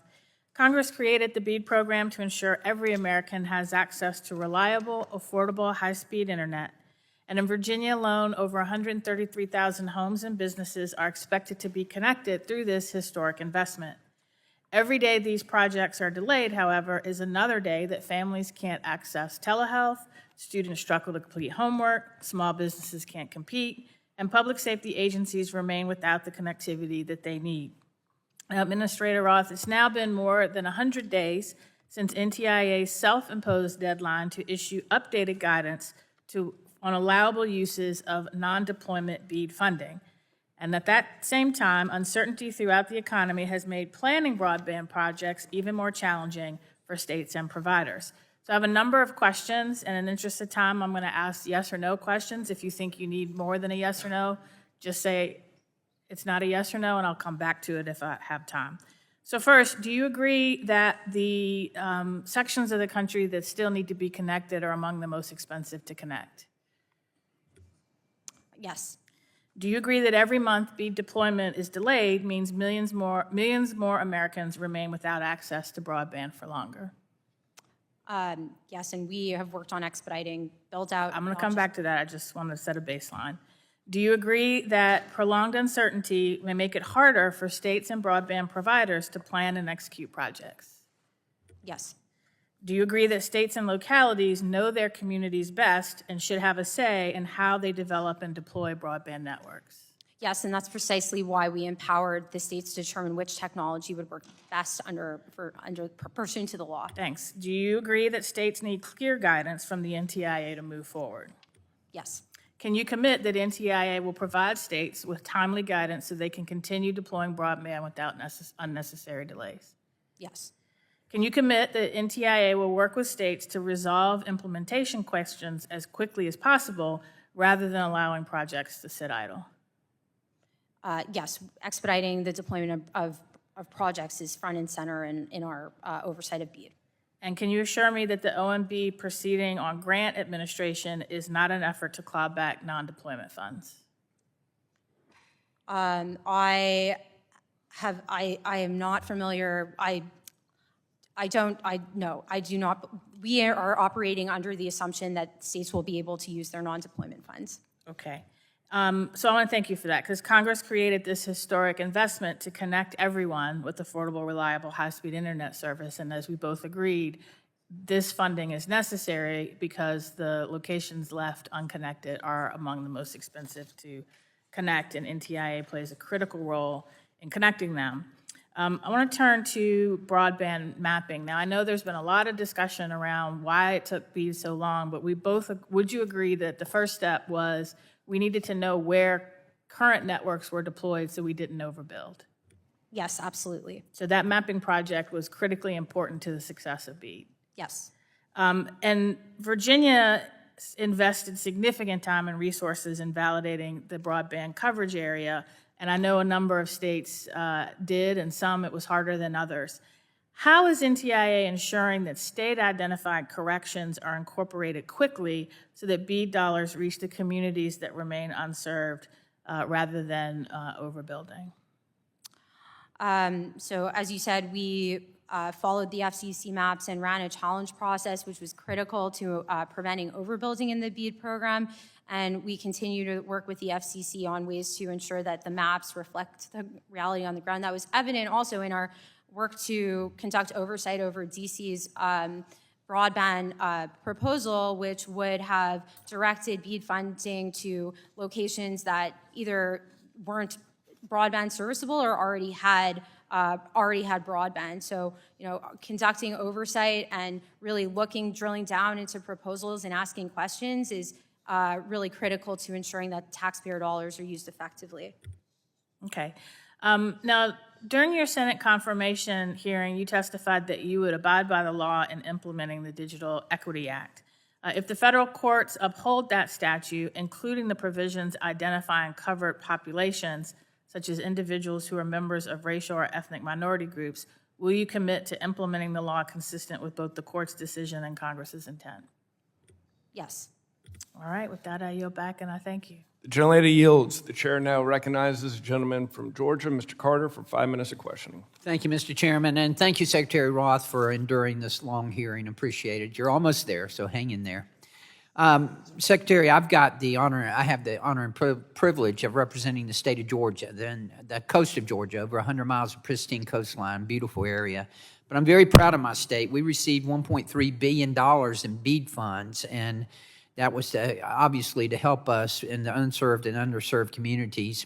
I don't know how familiar you are with Georgia, if at all, but there really are two Georgias. There's Atlanta and everywhere else, and I represent everywhere else. And South Georgia really does need this. We need broadband, and we need it to be extended there. Two of the major drivers of broadband deployment are permitting reform and then the access to spectrum. I sponsored a piece of legislation, the American Broadband Deployment Act. Are you familiar with that? Yes, and I applaud you on your leadership to address permitting through congressional oversight. Okay. How would the permitting reform contemplated by my American Broadband Deployment Act help with the BEAD program? So permitting is certainly something that we've really thought creatively on addressing in our reforms to the BEAD program. We've focused both on state barriers, federal barriers, which can be a little bit easier to address for us. State and local barriers can be a little bit more challenging. We've worked with the states to streamline processing and expedite permitting timelines, as well as minimize permitting costs, really with the goal of ensuring that BEAD projects are successful and aren't subject to defaults. But we would welcome further assistance from Congress on this effort, as it is so challenging. Well, as you know, we passed it out of subcommittee and committee, and it went to the floor. It was scheduled to be voted on. Unfortunately, we had to pull it at the last minute because we did get some opposition, particularly to the shot clocks. Are you familiar with that part of it as well? Yes. Okay. Any opinion on that? I mean, I had a lot of feedback from local officials. And listen, I was a mayor in another life, and I get it. I never liked the federal government or the state government telling me what I was supposed to be doing. But at the same time, that has proven, I think, to be a problem and a hurdle that a lot of the companies are trying to get past. So any opinion on that? Yes, no, I think I applaud your leadership. I think that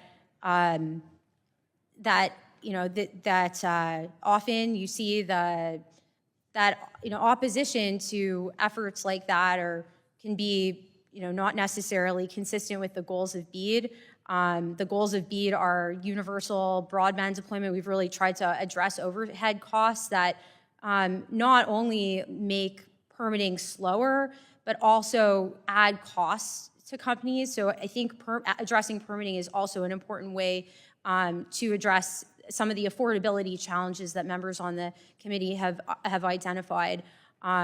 Sometimes you see localities treating some of these projects like a piggy bank, and that's counterproductive, I think, to getting better connectivity in some of these places. What has NTIA done to encourage state and local governments to streamline their permitting processes and in order to expedite deployment for BEAD? We have terms and conditions in the BEAD program that are critical to preventing defaults and promoting the effective deployment of projects. And those requirements focus on a 90-day approval timeline, minimizing costs, and really working together to address local barriers, including access to poles. And we're working with the states to implement those requirements. But we would appreciate the opportunity to work with Congress as we address these challenges. Well, let me ask you this, just an open-ended question. How should we in Congress structure this to make it permitting reform to make sure that spectrum policy translates into real broadband deployment? Because that's what this is for, as you well know. We want to have deployment. Absolutely, and I welcome the opportunity to work with you and on this really critical issue that's not only important for better connectivity and better broadband affordability, but also our national leadership when it comes to next generation technologies. We certainly don't want an inhospitable permitting environment to result in American technology being left behind. Great. Well, thank you very much again for being here and appreciate it. Thank you, Mr. Chairman. I yield back. The gentleman yields. The chair now recognizes the gentleman from New York, Mr. Tonko, for his 5 minutes of questioning. Thank you, Mr. Chair, and welcome, Assistant Secretary Roth. This hearing is long overdue, and over the past year, it has been deeply disappointing to watch the NTIA's implementation of the BEAD program. I've worked for years to expand broadband access throughout New York's capital region and across the country. I'm concerned that this administration's actions are putting our goal of universal, reliable, and accessible and affordable broadband at risk. So, Secretary Roth, you mentioned in your testimony that NTIA is focused on returning the BEAD program to its statutory objective, and in your confirmation hearing, you stated you would follow the law. Yet NTIA is now prohibiting states from setting the low-cost service option as the law requires, and instead you have decided that service providers have the sole discretion to propose their own low-cost service option. If your goal is to faithfully implement the statute, can you explain what authority you have to ignore that statutory language? The low-cost service option remains a statutory requirement. It remains in place. What we have done is we have made clear that rate regulation, according to the law, is prohibited. That's how Congress wrote the law, and our job is to implement the law. I think a bipartisan Congress, recognize that that rate regulation drives up costs and undermines participation in the program. We saw that from the history of the BEAD program, and we've really restored the program to its statutory mission. But I agree that affordability is important, and there are many levers that we've pulled in order to promote affordability, particularly through expanding, clearing the runway for innovation, expanding access to spectrum, and minimizing permitting costs, which are actually more effective in promoting broadband affordability. Reclaiming my time here, again, I'm concerned about ignoring the statutory language. So is it your view that a statutory condition that applies only to providers voluntarily accepting federal grant funds is really the same as regulating rates in the broader marketplace? The low-cost service option remains a legal requirement. I mean, it's up to the states to, enforce its contracts with providers. But NTIA is prohibited by the law from regulating or setting rates. In your testimony, you also claim to be aiming for universal connectivity. How can you make that claim if there are households that cannot afford to subscribe? I agree that affordability is incredibly important, and we've structured the BEAD program in a manner that I think promotes affordability in a much better manner than previously, including by promoting competition and not scaring away participation. One of the trends that we've seen in the last years is actually that broadband prices are coming down, and real prices adjusted for inflation have come down more than 7% per year between 2020 and 2026. That's thanks to a competitive facilities-based competition environment. We want to promote that environment, and part of the way that we did that was by ensuring that we took a technology-neutral approach to the program as Congress intended, while ensuring that each project meets the standards of priority broadband service. Yeah, I still see it as walking away from the statutory language and not really regulating rates in the broader marketplace. Now, to make matters worse, NTIA went beyond non-enforcement of the law's low-cost provision. With Term 50 of the BEAD General Terms and Conditions, NTIA is attempting to preempt state laws like New York's Affordable Broadband Act that requires providers operating in New York to offer specific low-cost options for qualifying households. Despite this, I'm proud that New York has remained committed to enforcing its Affordable Broadband Act to ensure low-income households have access to affordable internet service. Interestingly, just days after New York Governor Hochul announced that New York's BEAD program would move forward alongside the Affordable Broad Act, NTI began circulating this document, BEAD Subgrantees Protect Your Rights. I ask, Mr. Chair, that for unanimous consent to enter this guidance into the record. Without objection. Now, this document advises BEAD subgrantees that they should raise concerns directly with NTIA if they believe state-imposed requirements conflict with federal BEAD conditions, including those related to costs. Did you approve the release of this document? Were there any outside organizations involved in any part of this production? Ensuring that rate regulation is not hampering BEAD projects and undermining the timely and effective deployment of BEAD projects is part of our statutory responsibility. And we think that this guidance is critical to ensuring the success of the BEAD program. And what about the outside organizations involved? Gentleman's time has expired. No, we have our rules apply the law.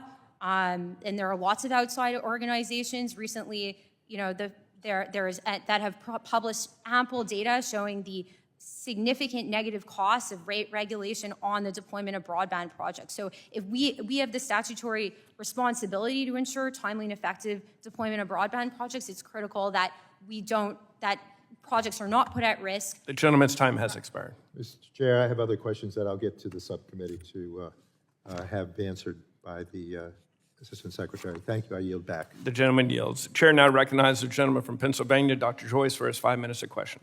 Thank you, Mr. Chairman and Ranking Member Matsui, for holding this important hearing. And thank you to Secretary Roth for being here with us. As I've said before, and I will say again, rural communities cannot be left behind as technology develops at such a rapid pace. This includes broadband infrastructure. And thanks to the work that's being done at NTIA, we are closer to connecting every rural community in America, closer than we've ever been before.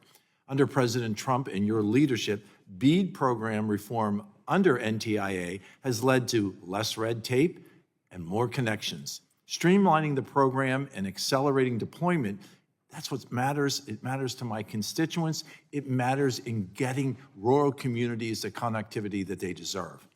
In the district that I represent in Pennsylvania, connection sometimes at best can be spotty. Geographic challenges like mountains create real-life barriers when it comes to connectivity. My constituents rely on broadband power precision. Agriculture is part of that. Telehealth is part of that.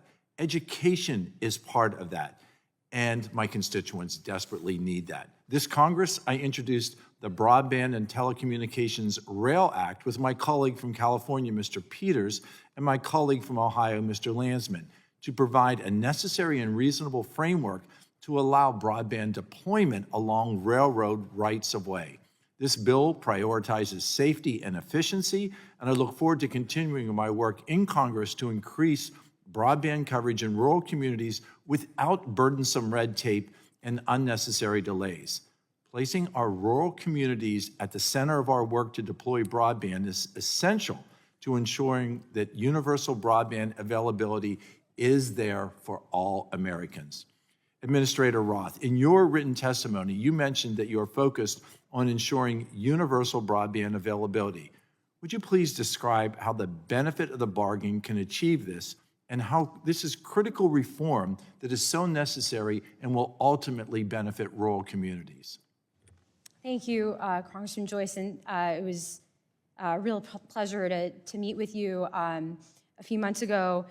BEAD's mission is clear. It's to close broadband gaps, and that's been our central focus. One of the ways that we did that was by removing red tape, which increased participation in the program across all technologies. I think that, our role is to implement the law and not add extraneous mandates that divert from the goal of universal broadband access. In applying the law, we've also been clear that government set the benchmarks in the law for what defines a priority broadband service, and it's up to each technology and provider to prove to each state that they could meet those requirements. But it wasn't. There was no technology preference in the law. And it also doesn't reflect the current state of technology to freeze technology in place. As a result of our of eliminating these burdens and getting our program in line with congressional language, we were able to see not just increased participation, but universal broadband availability. Every last community connected, whereas there was a real risk under the previous rules that overspending would cause some communities to be left behind, and we can all agree that that would have been a bad outcome. And each technology in the program, each provider needs to play by our rules. They need to meet the performance requirements in the law, but it's up to each state to determine what technologies work for different areas, not for Washington to impose and shove down their throats a one-size-fits-all solution. In light of the BEAD reforms that you have been overseeing at NTIA, under these reforms and your leadership during the past year, would you please speak about how broadband deployment has been accelerated across the country from state proposal submissions to funds being released? Talk to us about the timeline and how you have expedited that. So just in 1 year from our release of our restructuring notice, we've already seen deployments in several states. One of those states was Nebraska. I visited Ogallala, Nebraska, to witness one of the first BEAD projects, and one of the things that was so significant was that the project was delivering gigabit service to the community through a fixed wireless service, unlicensed fixed wireless, that was precluded from even participating during the previous administration. I think that goes to show the importance of letting the market and market innovators work rather than putting our thumb on the scale on a single technology, especially when that technology was able to deliver such high quality service to the community in such an expeditious manner. I think consumers, and speaking to the Deb Armconnect, the American who got the service through that technology, she was so thrilled. She didn't care how she was getting her broadband service. She just wanted it to work. And The gentleman's time has expired. Oh. Thank you, Mr. Chairman, and I yield back. The gentleman yields. The chair now recognizes the gentleman from Ohio, Mr. Balderson, for his 5 minutes of questioning. Thank you, Mr. Chairman, and Secretary, thank you for being here today, and I'm the last one, so I think you're done.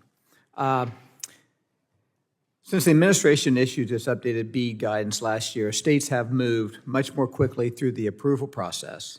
Based on what NTIA has learned from working with states and providers, what additional improvements do you think could help accelerate broadband deployment and encourage even greater participation from rural providers? So I think that one of the things that we focused on at NTIA has been really clearing the path to innovation. We've seen, thanks to our histories, facilities-based intermodal history of competition, that that competition has been the most effective way, not just of promoting better access to communications, but really innovating in a manner that helps rural America. As I've said, some of the biggest, this most significant progress that we've seen in connecting rural Americans haven't come from subsidies, they've come from innovation itself. And so what NTIA can do is pull certain levers to promote that. One of the best ways we can do that is by expanding access to spectrum, which we're currently doing through our mandate under the Working Families Tax Cut Act. And another way that we're doing that is by, trying to address overhead costs. I think any efforts that we can take to address permitting obstacles are really helpful in increasing broadband deployment as well as innovation. Okay, thank you very much. In the congressional district that I represent, electric co-ops are a major source of essential services, and many are working to expand broadband access in rural communities. We've heard that certain BEAD requirements may affect their longstanding statutory frameworks and financial models. Could you share how NTIA is approaching these concerns and what flexibility might exist to ensure cooperatives can participate successfully in the program? Thank you for your question. So just in line with that goal of expediting and increasing broadband deployment, the law requires that we issue rules governing the program to ensure that BEAD projects are deployed in a timely and effective manner. And one of the things that we've learned from history and broadband programs past, like the RDOF, is that pole access can be one of the most challenging areas that can affect the timely and effective deployment of broadband projects. And especially as you've seen pole owners enter broadband markets, their incentives may not always be aligned with the goals of the BEAD program. So what we've done in our rules is ensure that there is a cop on the beat, that to the extent that there is a gap in regulation of timely access to poles, in order to serve that goal of timely and effective deployment of broadband projects. And to the extent that there are pole owners that don't want to participate in the program, we have a process in place to ensure that every last area is served, and if necessary, we can use a different provider. Okay, thank you. Follow up on that. As states move from planning into construction, what role does NTIA see as helpline in helping states resolve implementation challenges that arise from provider feedback, particularly from smaller broadband companies, electric cooperatives, and local fiber providers?